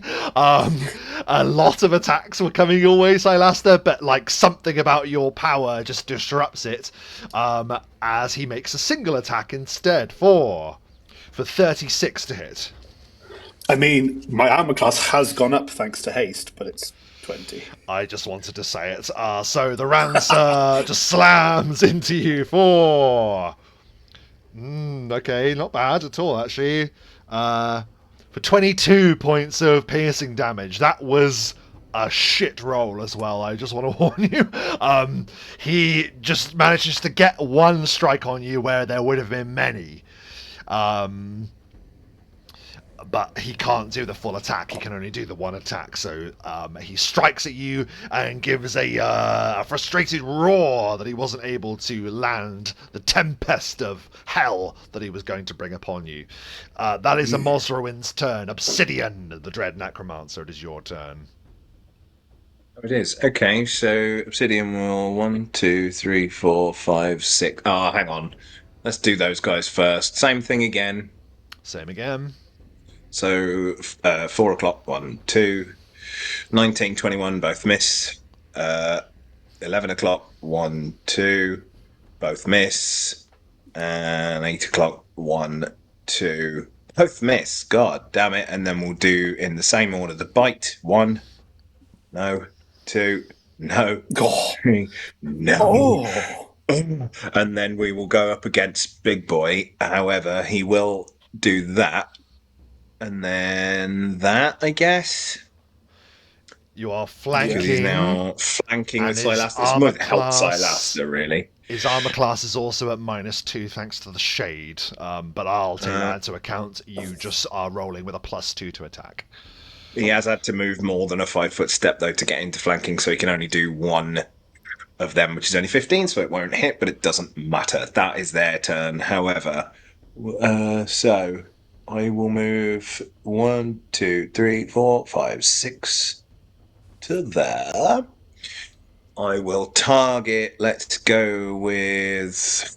We'll go with this guy over here.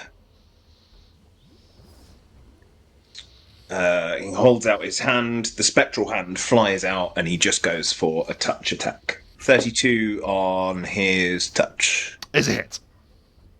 So he will take d8 plus 3. So only 4. He'll take 4 points of negative energy damage from my charnel touch. Right. Let's do the Abishai. We'll do it in the same order again. Hit. I think they might end my summons in a moment, boys. That is 9 points of bludgeoning damage. Okie dokie. 6, 7, 8. 8 points of fire damage. Also a hit. They struggle 1, 2, to 3, miss, aren't they? 4. Come on. Yeah, they are, to be fair. 10, 11. Hey, they might fumble. You never know. 12 points of bludgeoning damage. And. Nasty. Yeah. 5, 6, 7, 8, 9. 9 points of fire damage. Possibly a fumble. You called it into existence, Matthew. You manifested. Let's see. No, that's just a miss. So this one swipes and just it bounces off the Y Sage summon. That is the Abishai's turns. Last a tiny bit longer. Only silence comes from the corridor from beyond now. No sound can be heard from the Rakshasa. Yes. Oh dear. Okay, Sylaster, it's your turn. I think I will one round capitalizing on the flank. So I'm going to go for a full round of attacks against him. Mm-hmm. Hit 1. 30. Is a miss. Oh, Wait, hang on. Flanking and he's minus. I've added the flank. You've added the flank, have you? Yeah, and he's on a -2. That's a miss. Okay. The haste extra. Less. And then the final attack. Fucking hell. Yeah. Oh no. Holy crap sauce. Yeah, you're just striking at him, and you just are like punching into him, and it's just bouncing off like his infernal armor, and he blocks another with his ransor, a hellish smile spreading across his terrifying face. But that is your turn. Yep. We're back to the top of the round, and Ansel, it is your turn. Excellent. I'm assuming you remembered that the shade provided you a plus Yeah. to AC. Yeah, we did. Yeah. So I'm slightly distracted. I'm just going to move into the room and spread out from Obsidian slightly. And then I will sickening blast demon. The devil again is why A Mosrin. change. Osruin. I will say that where you're standing at the moment, there is like a raised platform that's blocking your line of sight, I will say. Those are stairs that Then you're I shall firing go. through. Oh. Yeah. Maybe I'll stand on the stairs. Yep, that's fine. Yep. There. Perfect. So you blast at his touch armor class, yes? Yes, so that's the spellcaster level check, I'm afraid. So that's That is a fail. Your blast comes rippling towards him. Boink! Just blocks it, knocks it out of the way. in which case I will attempt. I might as well try the Hexblade to Curse at this point because I'm whiffing everything. So he needs to make a will save, DC 21. He's at -2 because of the shape. He is on -2. I'm so sorry, that's a 19 on the die. No worries. Plus, yep, He's so that's a immune pass. to my cast. I'm sorry, mate. That's all right. That's the end of my turn. Like he just bats away your power, but his snarling eyes, I'm afraid, still fall upon Sylaster the Snow Elf, who now stands with a -5 to his armor class. 20 on the dot. Ooh, It's still a hit, but he rolled really badly, so the first one is a hit. That tells you even more than you need to know. The second one is a hit. Mm-hmm.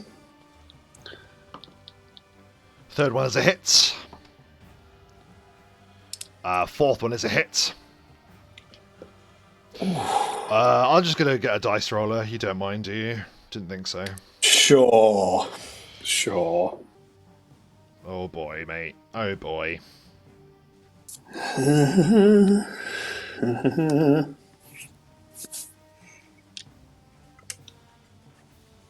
At least you've not pulled the calculator out. Hopefully this rolls. 87 points of piercing damage. How much? 87 points of piercing damage. 87 points of piercing 87. damage. As bam, bam, bam, bam, he just drives the Rancer into you 4 times. I thought I had a round in me to capitalise on the flank. At minus 23 hit points, Sylaster doesn't even blink. Nah, man. He just absolutely drops. eradicated. Oh my god. Oh. Anyhow. Yeah. Just that's soup.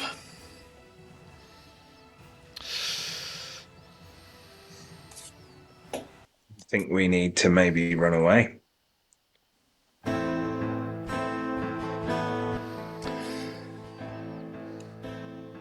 Because we're in trouble.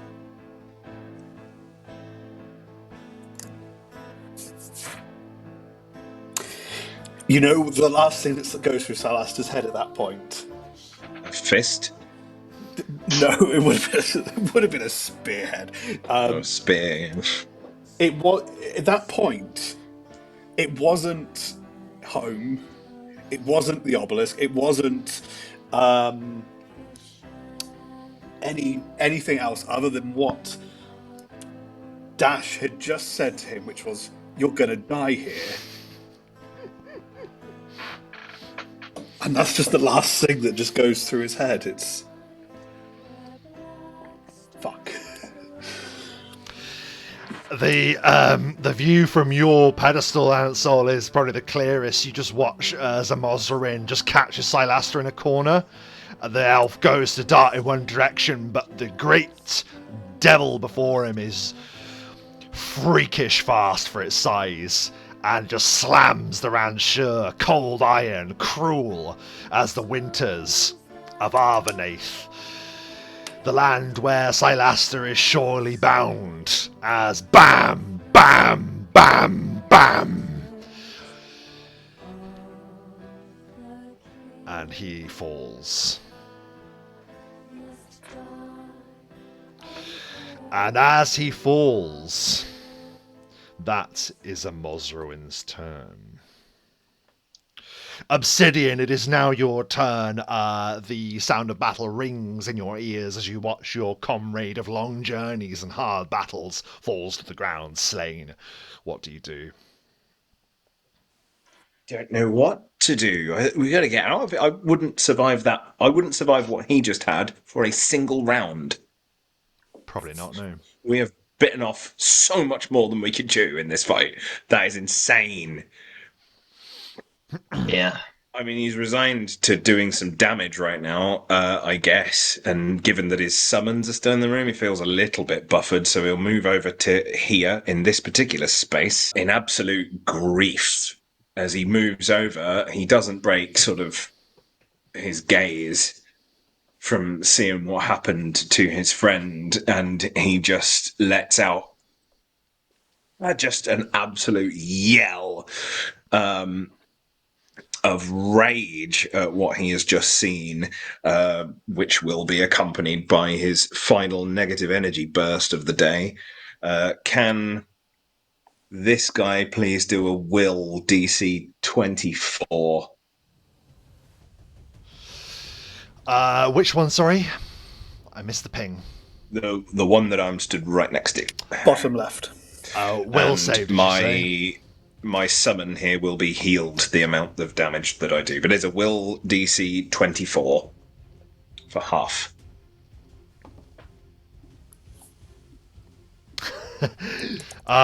He actually meets it, but he doesn't exceed, so that is a failure. It's like 38 points of negative energy burst damage, which I will also give back to that one, which is the last one that actually puts him back up to full health. This one is destroyed. Bam! It just gets ripped apart by the negative energy. Your grief, the power of loss is a terrible thing in the hands of a necromancer. For what else do you wield? It's just torn apart as it is succumbs to that power. The other guys are just going to do the same thing, so we'll just quickly buzz through them again. They might land some hits, so we've lost a couple, so we're going 4 o'clock, 1, 2, 20, no, that's a miss, and 11 o'clock, 1, 2. So that's possibly a fumble. We'll say that's no, it was the second hit, wasn't it? I don't want to cheat. So the second one is a hit, but the first one might be a fumble. We'll see if we confirm it. It is a fumble. 64. Oh boy. Okay. We'll do it. Hopefully he doesn't break his ankle. 64. When he's 64, his weapon gets tangled with opponent and no standard action next round. So his bones carrying a weapon, so just his claws get tangled up. Yeah, that's fine. Yeah. Yeah. Does that mean that the last attack is discounted? It's the only one that landed. Was that? No, the other one hit, didn't it? Right? You got 2 claws. Yeah, the other one hit. The other one hit. That's fine. Yeah. Okay. So another 10 points of damage then to that one, and that's actually not the end of their round anyway, because they've both got a bite attack each. So 1 bite on that one is 8, 1 bite for the other one is 21. I'm assuming that still doesn't hit him at 21, and then this guy will no longer flanking, sadly. No. You selfish bastard. We'll go for raise 1 me. swipe, 2 swipe, and a bite, and all of them will miss because I don't think, unless he crits, it's even remotely possible that he could hit that guy. Nope, unfortunately not. And that's them. That's my turn.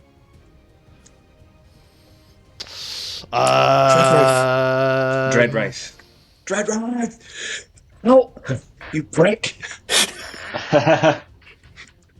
With sugar on top. A very handsome prick. 14. Oh, you motherfucker. Can't roll very well at all on the charisma check. 14. Yeah, Straight charisma. consistently And I've got below quite 10, right? Yes! I'm turning normally. Right. Dreadwraith.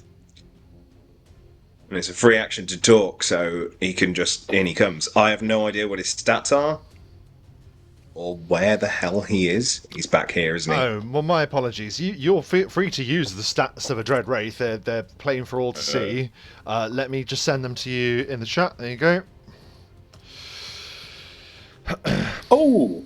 Whilst That's right, you mate, look at I've those got- stats, do you mind, as all a the books death here, so- throws, I get 4 electric rebukes against Mosrowin? You absolutely did. Well, he hit 4 times, so you should roll 4d8 plus 4 electricity damage to him, yes. My final... Well, it just came to mind. Yeah, no, you're absolutely right, yeah. 20 electricity damage. Very good. Bzz. There. Does it kill him? No. Shocker. No, I'm glad you asked, Dom. It's important. Yeah, the Dread Wraith has been convinced into the battle now. Dreadwraith will move 60, and he'll just double move. So he stood next to you, but I don't want him to go into the combat without, having an action. So he'll double move to there. For now. Very good. That was Obsidian's turn. The Abishai. This one is dead, of course. That one's dead, so it's only... Yeah, only those remain.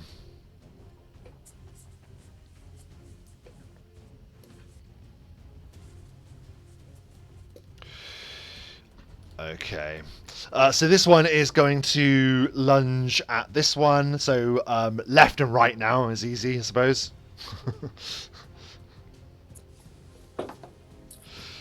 To no surprise, that is a hit for 12 points of bludgeoning damage. He's dead. Boom! Blasts him He down. smashes that one to pieces. The bones crumble into dust, and then it just vanishes into green magic. And then this one. Ah, well, it would be a critical, but you can't crit an undead creature, so it's just a hit.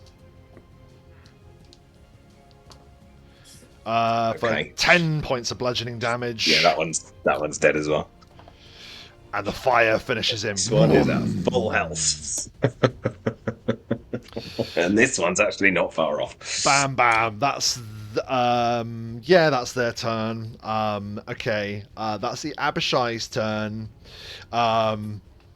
From around the corner, you can hear a hissing yell. Oh, okay. Thought he was done for. No, you can hear him. Something's happening back there. Helpful. Asshole. Yep, right so. Sylaster is no longer in the initiative, which means we are now back to the top of the round. We have to be systematic. If we're going to even get close to beating this guy, we have to be systematic. We have to do what we do. We have to take him down, down, down. Yeah, it's just Make not. him approachable. It's not working, mate. Yeah? That's all I do. You think I don't that's... think we can. You think that's a good idea? I don't think we've got anything that could touch him. I Come can on. get us out of here.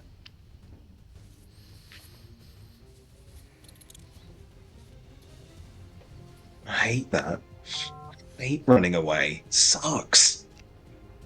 Maybe we can last one more turn. I'm gonna take a 5-foot step back so I get close to you. So Ansel reaches back so that you are within touching distance, and he's aware of that. And he will. Well, let's try for one more round. Hold. Ansel will try another sickening blast, because why not? On a Mosrin.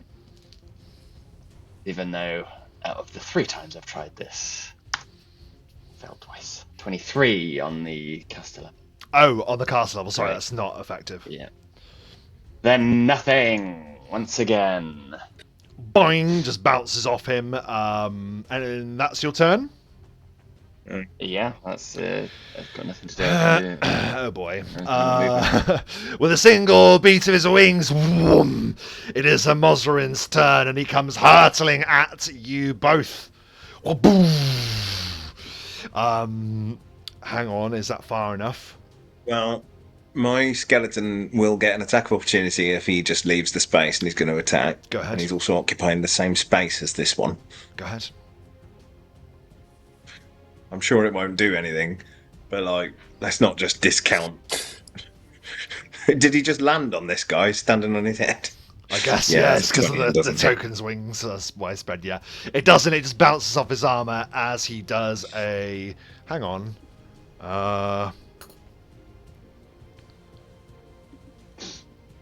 Where was he? He was here, wasn't he?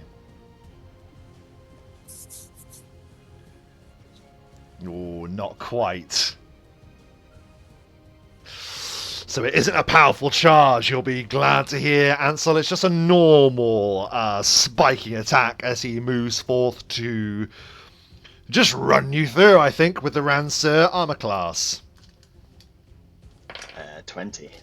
Yeah, come on, you're the tank, aren't you?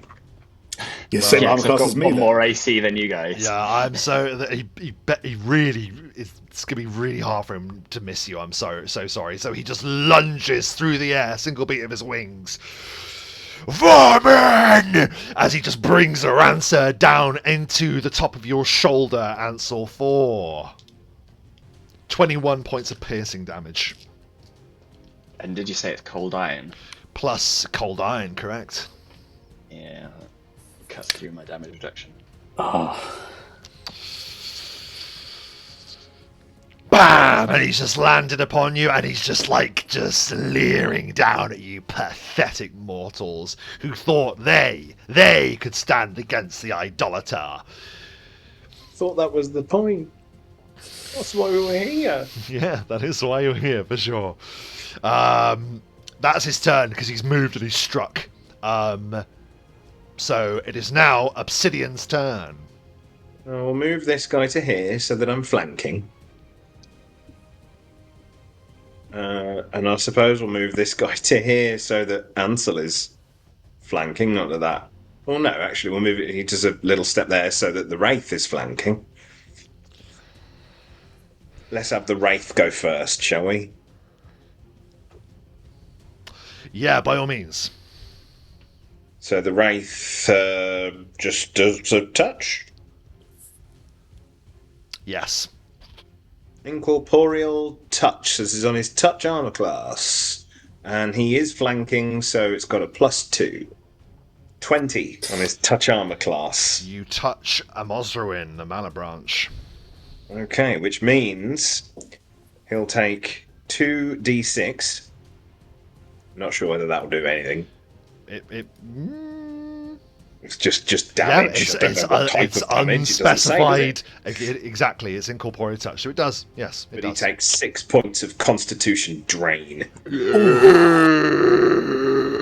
And suddenly, Mosruin's smile has been wiped off his face. I will go next before my summons. I will do a touch attack of my own. I am also flanking.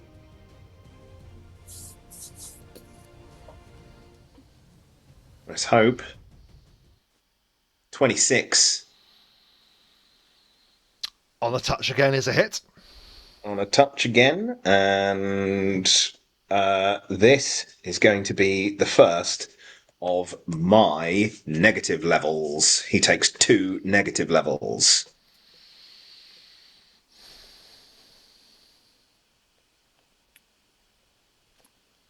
I don't know what that actually does as far as armor class. I can't remember. I had it open here, so I think armor conditions, class is the only thing it doesn't affect. Actually, I think I could be wrong. Let me look. Yeah, I don't think it does much to armor class, but it does affect other things. Oh, it which affects means that literally everything else. So it's pretty good. It's pretty good. It means that it might mean that Ansel might be able to sicken him now. I don't know. I don't think it affects spell resistance, unfortunately, but it means that maybe rather than leaving, we could just maneuver ourselves into a more... I don't know. But anywho, so my 2 summons will both give it a go, but they've both moved. So one claw, 24. The other one has a go. Possibly a fumble. 24, 25, 26 actually, the first one. It's still not going to be a hit, but there you go. And that one is 22. And that's That's fumble. still a fumble. So that one fumbles 48. Yeah, so let's see what that is on the fumble table, as unfortunately that is. It's fine. Please re-roll. No problem.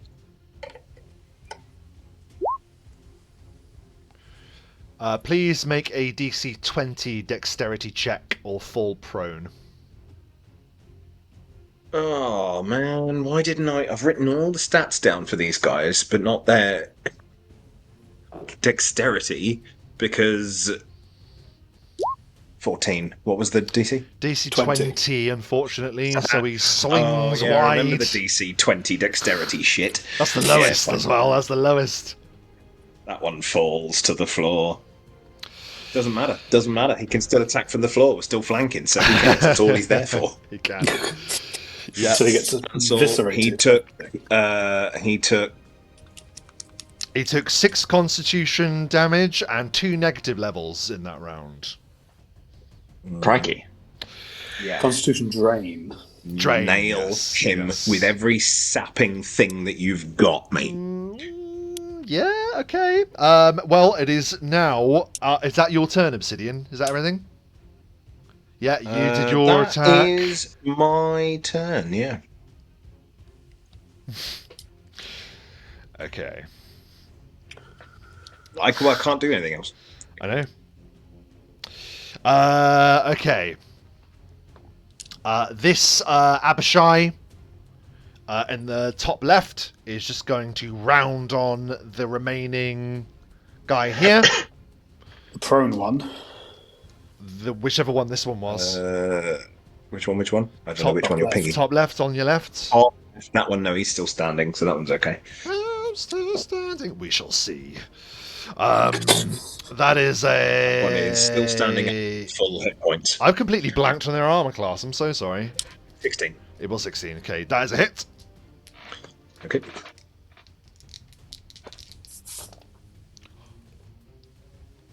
$12 points of bludgeoning damage. Takes all of it.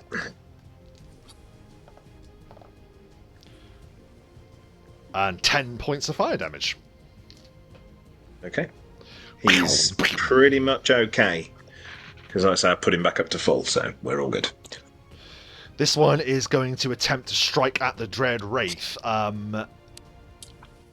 It's 50% mischance, and if he's got a magic, if it's a magic weapon he's using. Well, his tail is magical, so yeah, he's going to. He's been spouting fire damage through it all fights, so let's go for it.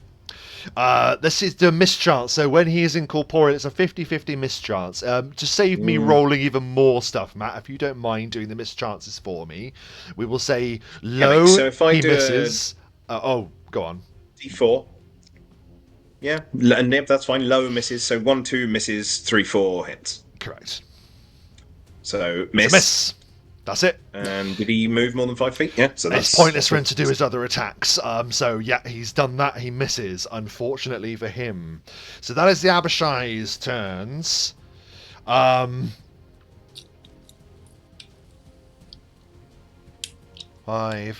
10, 15, 20, 25.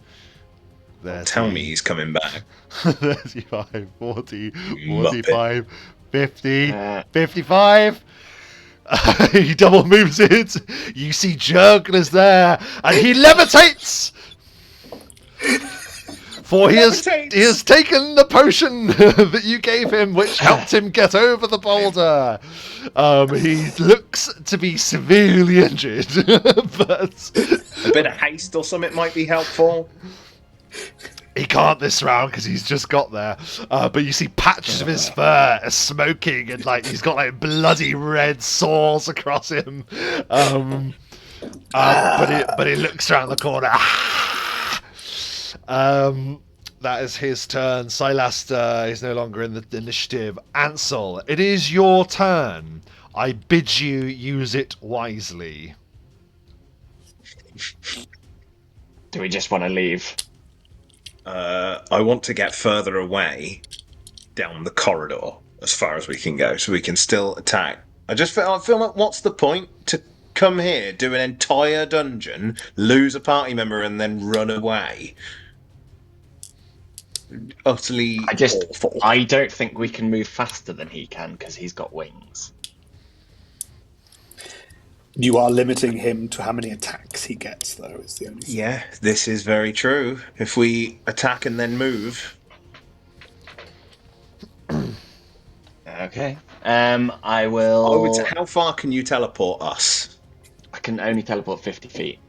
Okay, so teleport us... Dimension door 50 feet. Dimension 50 door, feet you can straight down the teleport corridor. as the spell, so you can teleport for miles. Once per day. Once per day. I just think it's madness. We're both at full health at the moment, aren't we? No. No. Oh, you're not at full health, no. Well then, can you dimension door us and then take a potion? 87 points of damage. I know, mate, but then what was the point? If we literally can't beat it, why are we even here? If the whole point in this was to run away, what is the point? Just be careful. I want to be careful, but I want to fight it. Of course, why? If you think we should run away, if you want, I'm not in control of it, mate. If you want to teleport us away, if you don't think we can do it, I just feel like we've lost a party member then for no reason at all. Fine, I will move 15 feet back, which gives him attack of opportunity, I think. Um, I thought you were going to he has a dimension door us. rancer, so Yeah, I will, he- but if I just dimension door, he'll kill us. And stop me dimension door. So I have to move back. yeah, so you are Initiate leaving. it. You are leaving his threat range, so he will get an attack of opportunity upon you, Ansel. Armor class. That's fine. 20. That is a hit. Of course, Yeah. can't miss you. We'd have to fumble, I think, to miss you. For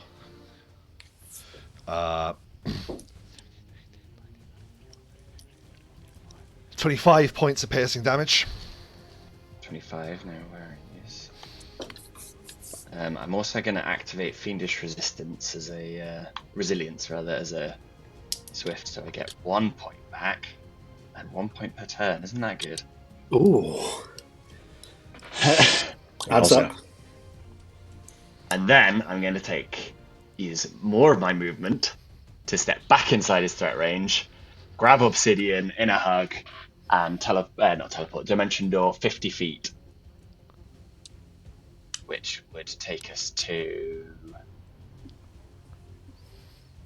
You're going to there. There. 50 feet. Oh, yeah, you're further away, aren't you? Yeah. Which will give you another round of whatever you want to do.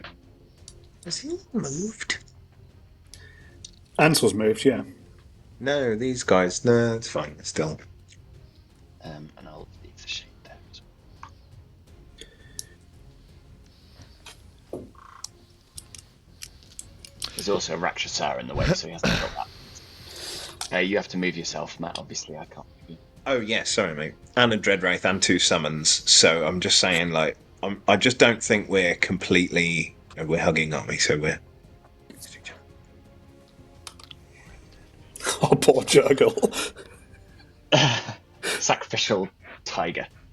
If you know, I don't know. If we have to run away, we have to run away.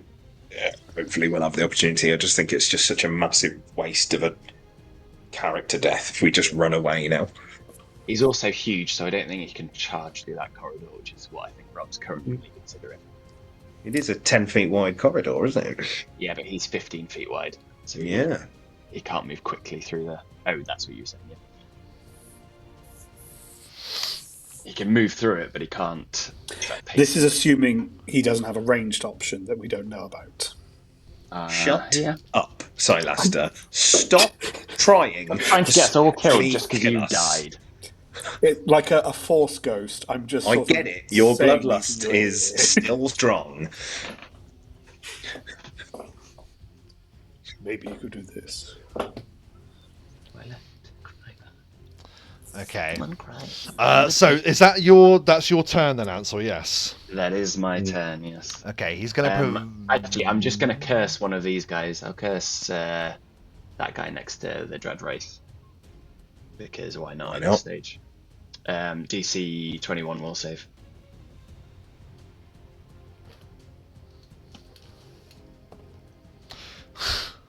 that's a pass. No worries. We're going to die anyway, I might as well burn through everything that I've got. Yeah, I use every single spell I've got. Hold on to that teleport. 5, 10, 15, 20, 25, 30, 35, 40, 45, 50, 55, 60. Hang on. 5, 10, 15. 20, 25, 30, 35, 40, 45, 50, 55, 60, 65, 70. Yeah, he can do it. Even with his movement restricted. He was with a But beat then of his there's wings. 3 attacks of opportunity against him before he leaves, right? By all means. The other 2 are pointless, but we'll go with the Dread Wraith, and they'll be still flanking, won't they? Because they were taking it before he actually let That's off, right. Yep. And it's a touch attack. So. It is Dread Wraith touch attack. That is more like it. Dread Wraith absolutely can critical with this attack. Come on. That is a critical threat. That is a 20 on his touch. Yes. Which actually got him, I think, last time. It did get him, yes. It did. So that is a critical confirmation. It is. However, what we neglected to do last time is the fortitude saving throw that he should have been awarded last time. So I will be rolling it this time. Fortitude for what? Constitution drain. Living creatures hit by a dread race incorporeal touch must succeed on a DC 25 fortitude save or take 1d8 constitution concentration drain. So I will be rolling that save this time. Oh, fuck's sake. Okay, fine. I didn't think we got that. And you'll never guess remember doing that. bleeding what. Yeah, it did. That's a pass. So he will just shoot through to you guys. He lands after doing double movement. Hang on. The critical. So he passed the Constitution check, but I've drained him of how many Constitution points and 2 Fortitude. levels, and he still passed the Constitution check Yeah, of 25. correct. Fuck. Okay, backtracking. What about the crit? Yeah, Yeah, it you was still crit. do. You still do the damage. Absolutely. Do we use the crit table for an incorporeal damage?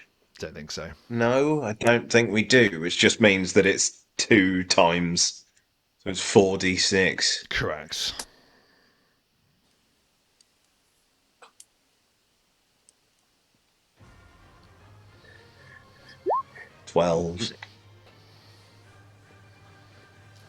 Takes 12 points of damage, and as it's just a thingy, those 2 will just go for a 1 and then a 2, and they both miss, of course, because they have to natural 20 to actually hit him. Okay. Okay. That was him. Ansel. Oh no, wait, no. Obsidian. Sorry, he's done his double movement. Yeah. It is now Obsidian's turn. I'm still flanking. Because what's his face is flanking with me now. Juggle, yes. So I'm going to do the same thing again. Do a One touch check. juggle.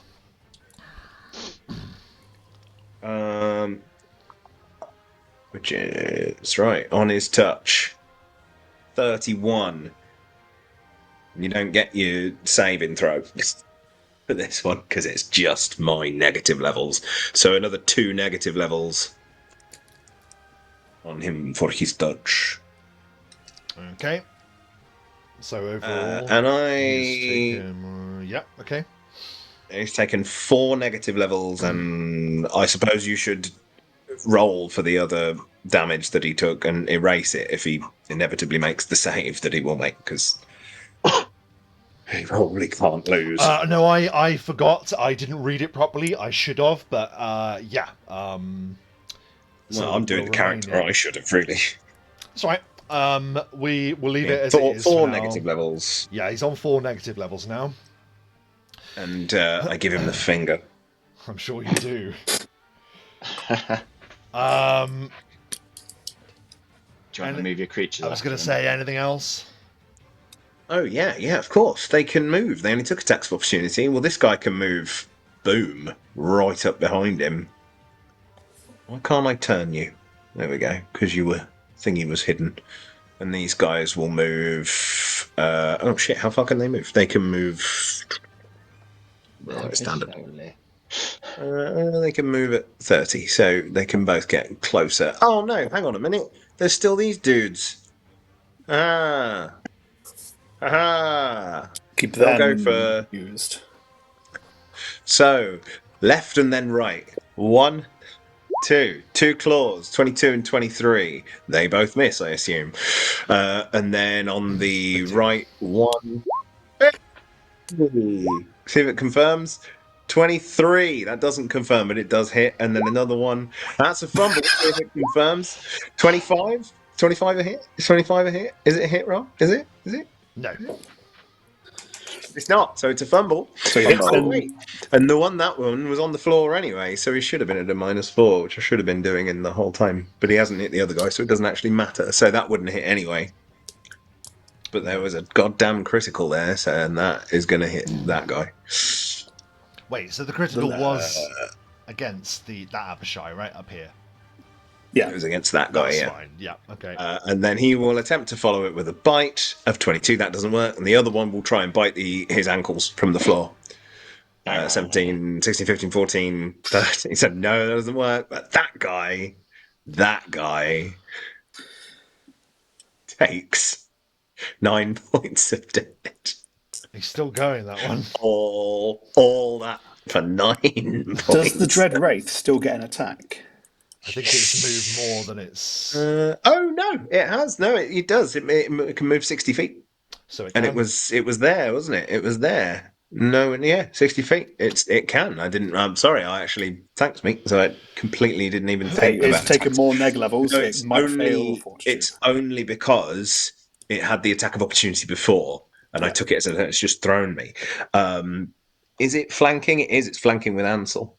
Almost certainly, absolutely. Okay. It's a 16, 18, 22 on the touch. Is a hit on the touch. Okay, so he'll take 2d6, and then the 25. But he's less. He is. Yeah, I'll keep negging him. 9 points of damage. I am... Okay, so that's minus those negative levels. It's just -4 to everything, isn't it? I can't 100% remember what negative levels. So... Yeah, that's unfortunately not successful. What's not? He's not successful, or I'm not successful? Oh, so you've just done the attempt to do the touch again, yeah? To drain him? The Dread Wraith, yeah. DC 25 Fortitude. He passes. Right? He still passes. Holy crap sauce. Yeah, okay. Okay. I mean, he's taken 20 hit points and -4 to all of his saves. Yeah. He's a tough cookie. He is. And then we kept the damage very much before, looking so forward 2, to... 4, 6, another 3. Okay. Okay. And that's your turn then, yes? That is my turn, yes. The Abishais are just going to continue attacking the undead, because why not? That's a hit, so that is 7 points of bludgeoning damage to the one on the left. 9 points of fire damage.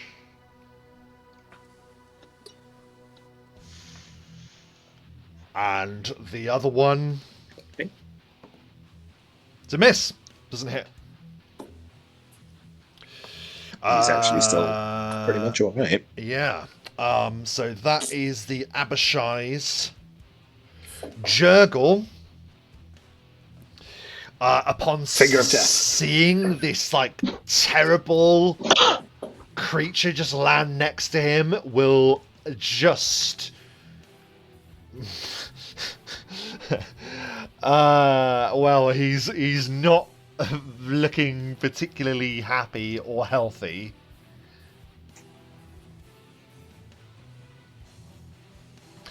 He's going to disengage. You asshole. Could have at least had the decency to eat the attack of opportunity for us. 5, Oh. 6, 7. Oh no, we disengage. It's just 6 squares, is it? I know you do your full move with disengage, can't you? So you can double move. Okay, he'll do that. Standard withdrawal.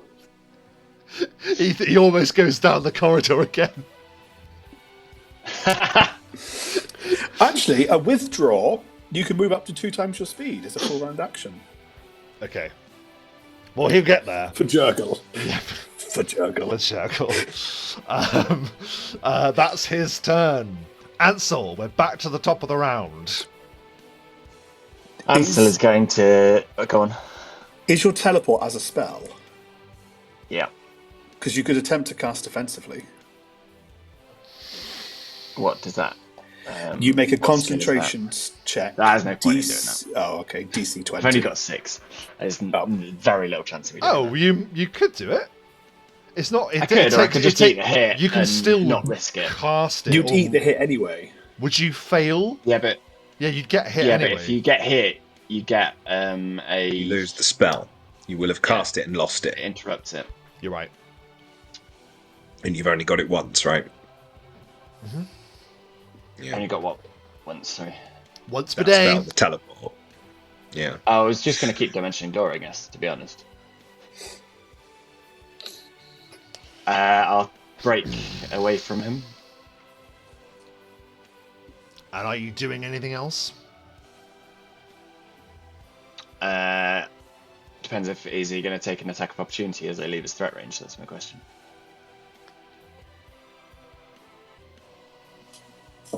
Yes.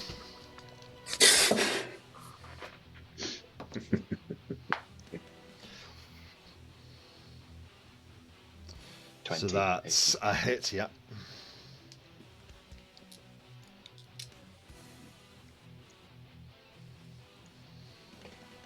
Heal yourself. 35, sorry. Apologies. Oh. Fair enough. Oh no. And What then if- I'll take another 10 feet hell. of movement. And once again, grab Obsidian and Dimension Door. Oh. This time through the wall, 50 feet to here.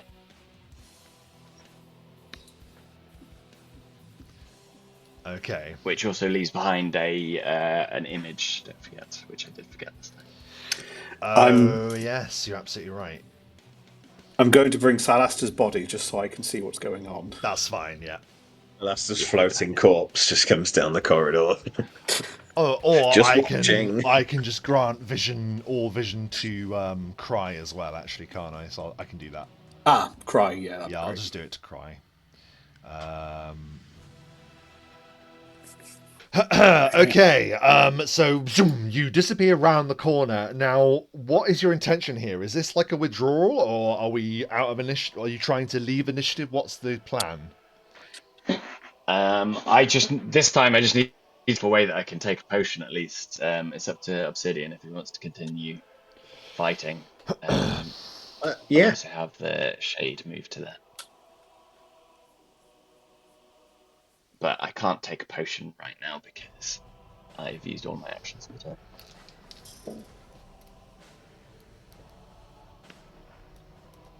Okay.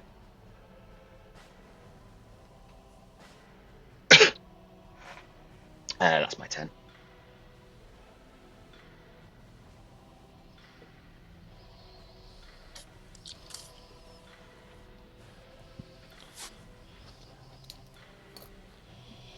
Okay.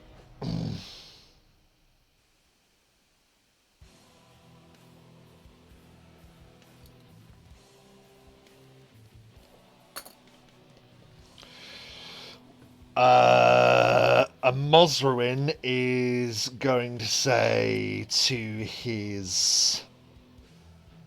Oh wait, is it his turn? Yeah, no, Ansel and Mosruin. Mosruin's going to bellow to his agents, the Wraith! Destroy the Wraith! And then he's going to move away. He's going to... Let's see.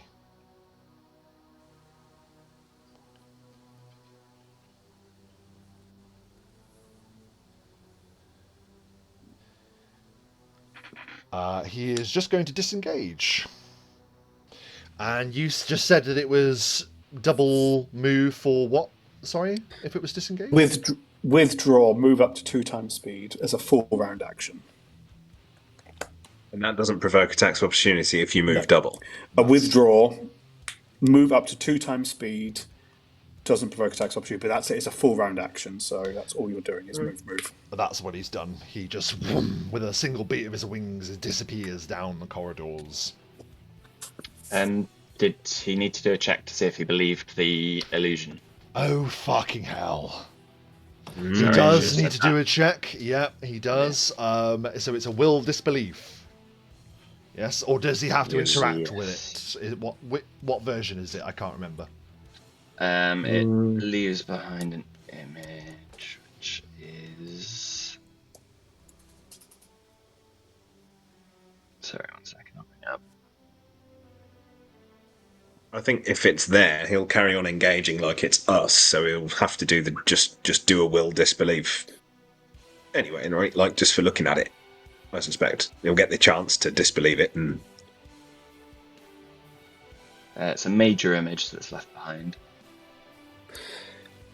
which major image has sight, like sound, silent image. and smell, I believe. If interacted with, yeah. Will disbelief, if interacted with. DC 21. He's at minus. He'll No, make He's that, at so saves, he- no, it's- -4. Oh, it is -2 to save. -4. Yes. -4. And the And shade is there as well, leg. so he's at -2.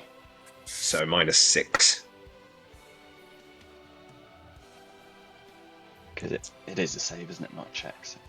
Yep.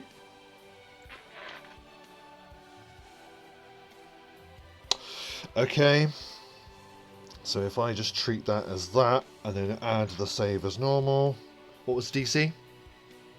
21. He passes, 26.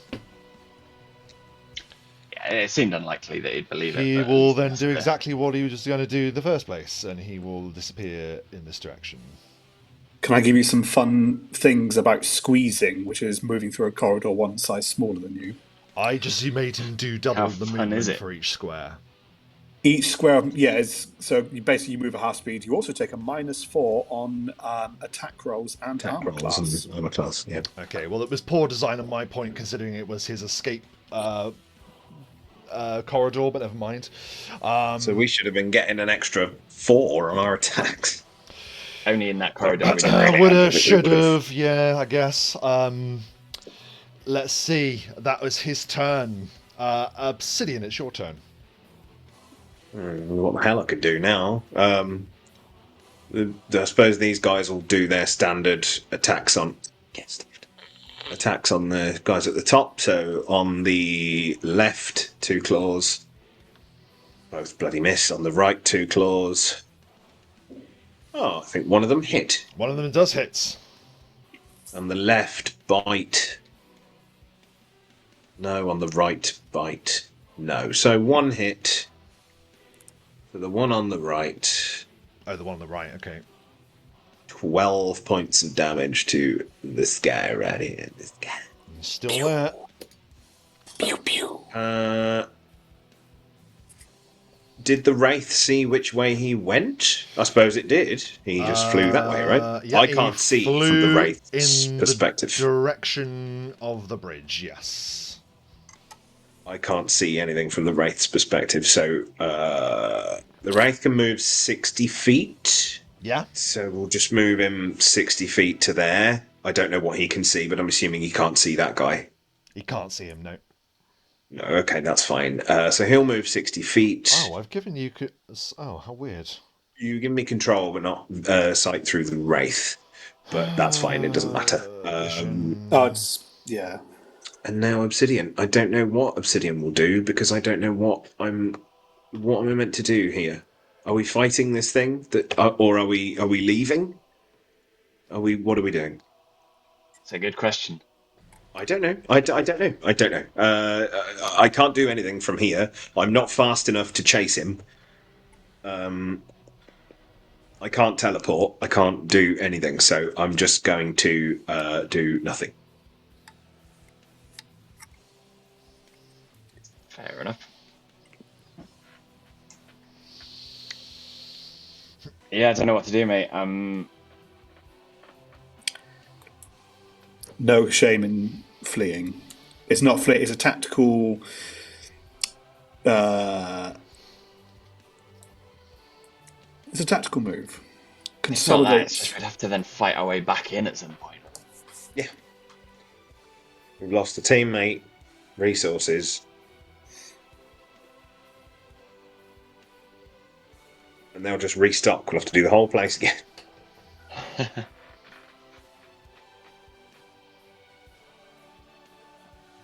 And I certainly cannot, if he has time to recover, I can't fight him again today, so he'll have time to fully recover. Yeah. No, I don't.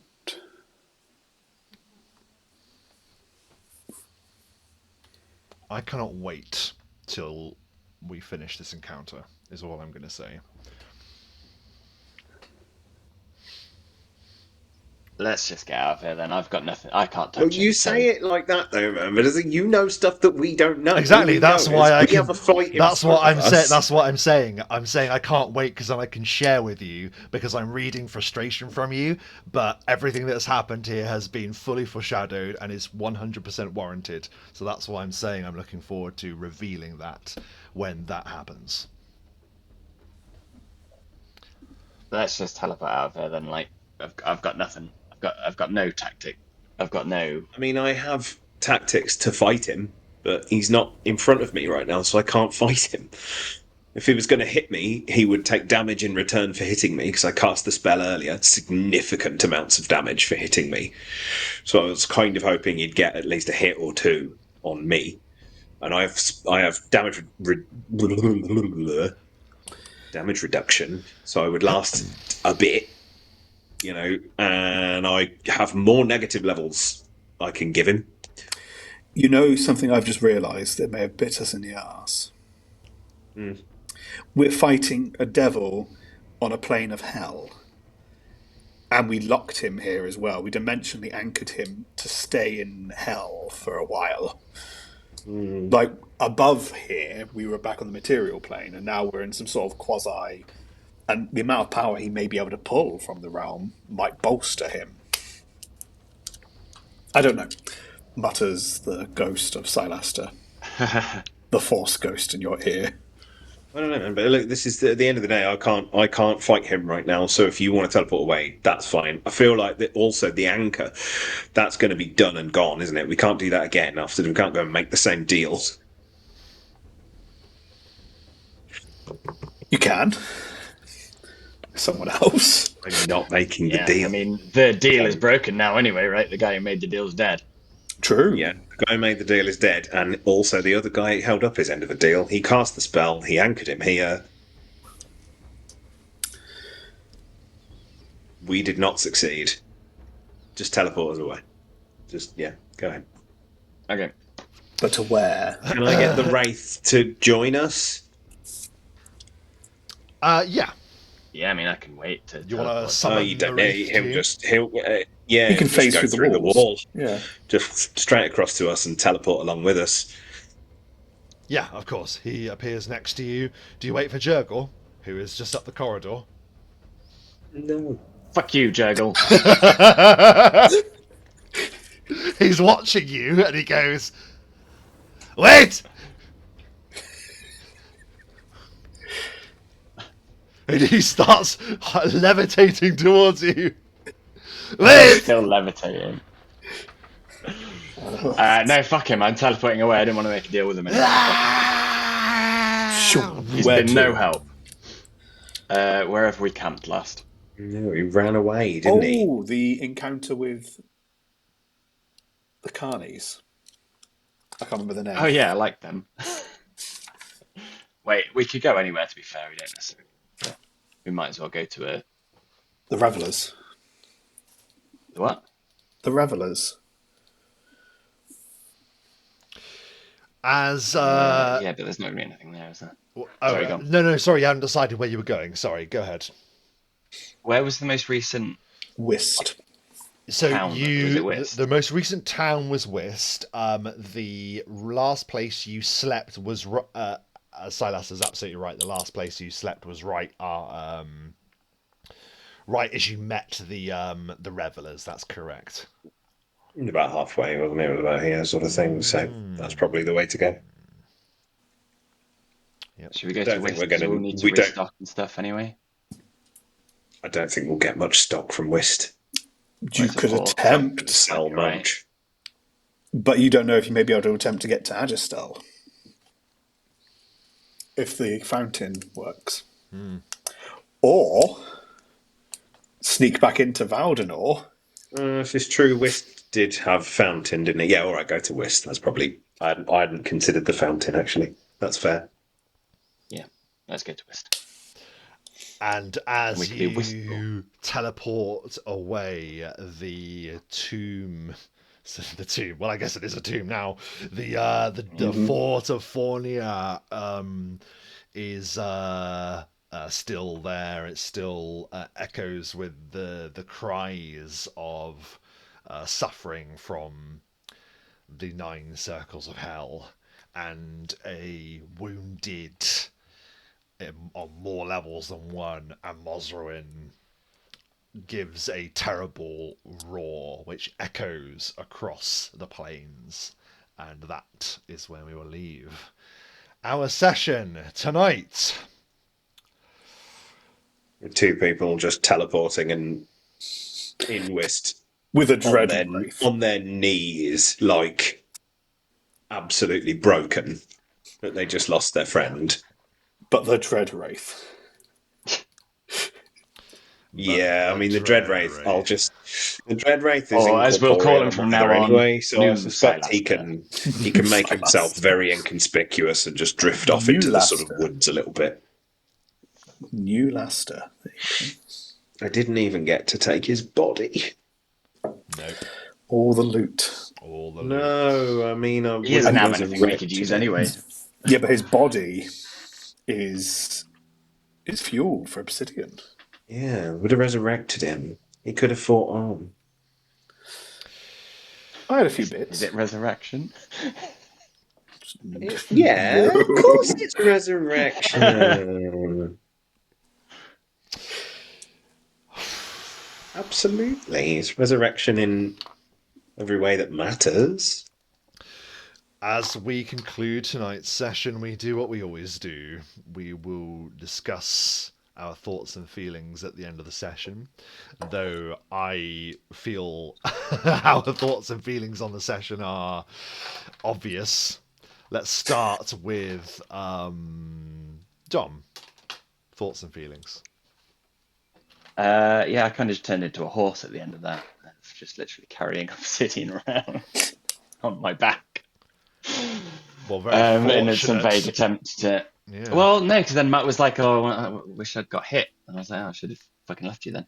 And just got myself out. I doubt I would have done a lot of damage, probably nowhere near enough, mate. So you were right. You were right to do that.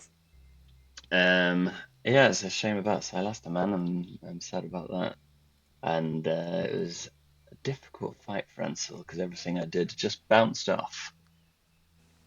But such is the way of caster level checks for me. As ever, even when I've increased my ability to roll them, I seem to always roll poorly. It's unfortunate because they are manageable, those caster level checks. I know it's easy for me to say because it's not, but yeah, it was a shame for sure, a real shame that you didn't land more on them. But like that was all we really did was the fight. Pretty much. And obviously discovering the door that we sort of wish we hadn't discovered. Probably, in retrospect. Yeah. Yeah. I thought a Mosrin was going to be down the stairs. That was my thinking. But, yes. Yeah. There we go. Yeah, I had to give you a check to see if you could see it. You're an elf and you have the vision that finds secret doors. But first, as I think it's only right that we leave you to last, Michael. Matt's thoughts and feelings at the end of the session. Yeah, I mean, yeah, I did find that quite frustrating. Um, Yeah. just because we go into a fight. I don't know it was unexpected to enter the fight at that time, but we knew we'd be going into the fight at the end of that dungeon with the resources we currently had and the spells I'd currently used. So we knew it was going to happen. It was just that we didn't get a surprise round, is all. But like otherwise, there it was. The fight was happening, and we just got absolutely trounced. Nothing seemed to work. I mean, we did take out a couple of the smaller devils, which was good. Yeah. But then obviously Sylaster just went down, like absolutely annihilated. And then, yeah, I think the frustration for me is that it was just then it was like either we run away or this is definitely we're all going to die. That's that. And I was like, I really don't want to run away. It feels like we've just thrown away the whole last, I don't know how many sessions were building up to that. And we've just lost a team member and then off we go. Left him there. It's just it's really disheartening. I was like, come on, I want to fight, but it didn't feel like a fight. It felt like getting smashed in the face over and over again. But hey ho, I'm sure that we'll make our way back there eventually and try again. Maybe when we've leveled up a bit. I don't know. I'm just very sad for Sylaster. I really like the character and I wanted him to see that through. Because I know he had more moves. He certainly did have more moves. Just wanted to see his moves. Yeah, man. I wanted to see him throw that enormous demon across the room. But stupid braces and all of that just screwed him. Yeah, the braces that you were, sadly, direly warned about. And finally, at the end, Michael. If it was any consolation, I didn't actually have ballista throw memorized for that fight because they're a winged. He's a winged creature, so I thought, why throw someone with wings? But that was my thinking. It's funny. Okay. Yeah, I think the lead up to was good fun. I think there was. I think some of our typical role-play dungeon-esque in terms of, getting Jurgle past Fistifer, the discovery of the secret door, the trap, and handling the secret entrance. I think you're right. What caught us by surprise was just what was behind that door. And I think there's an element of, actually, I want to bypass the door because I want to prove a point that we don't need a rogue. Point one. But then to open the door and realise, oh crap, it's actually a Mosruin, and there's no chance now to do anything other than jump straight in was a difficult way to start. We were on the back foot to begin with. And just 122 points of damage from one hit was a glorious little move to remember for Sylaster. That lovely crit. Yeah, man. But insane amounts of damage, absolutely. I will say this, that hit, beforehand I was on 64 points of damage. I thought to myself, I was like, I can probably survive one round and then I'll need to pull out. That was my thinking. That was my hubris. And then... Yeah. Well, it's one of those where you learn the full capability of an enemy at exactly the wrong time. Yes. And I was expecting to be taken mean, very close to 0. You're playing the numbers game, though, aren't you? There's not a lot of enemies in the game that can hit you for that much damage in one round. So you were just kind of going, well, what are the this odds? is And then why I'm so happy to reveal to you that this is a level appropriate encounter for the three of you.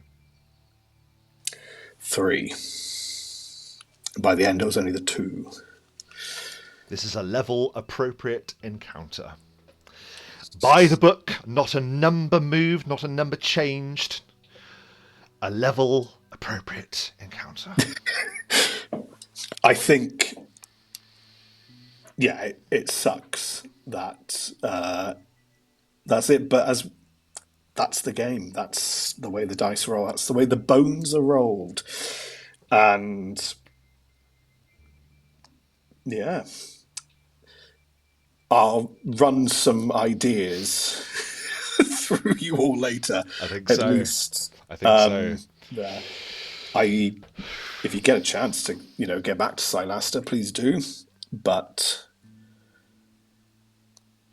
I think for the character, at least, to be caught so by surprise, if anything, Yeah. was better than going in knowing he's going to die. It was yeah. It was just, it just happened. And It did. as you say, there's lots of moves I would like to try for those of you who don't know the Sword Sage. This particular school ends with what's called the Creeping Shadow Five-Finger Enervation Strike, which essentially is the five-finger death punch from Kill Bill, which we will never see, but it is, and it would have been an epic move, but I'd leave that for your imagination. Yeah. Well, who's to say what our imaginations will conjure? We're just going to have to find out next time. For those of you who watched all the way to the end, thank you ever so much. If you liked this video, I don't think you probably have, because it was a horrible ending. But if you did like the video, don't hesitate to give it a like. If you want to see more like it, then please subscribe. And of course, as we always say at the end of all of our sessions, bone them rolls. Bone 'em.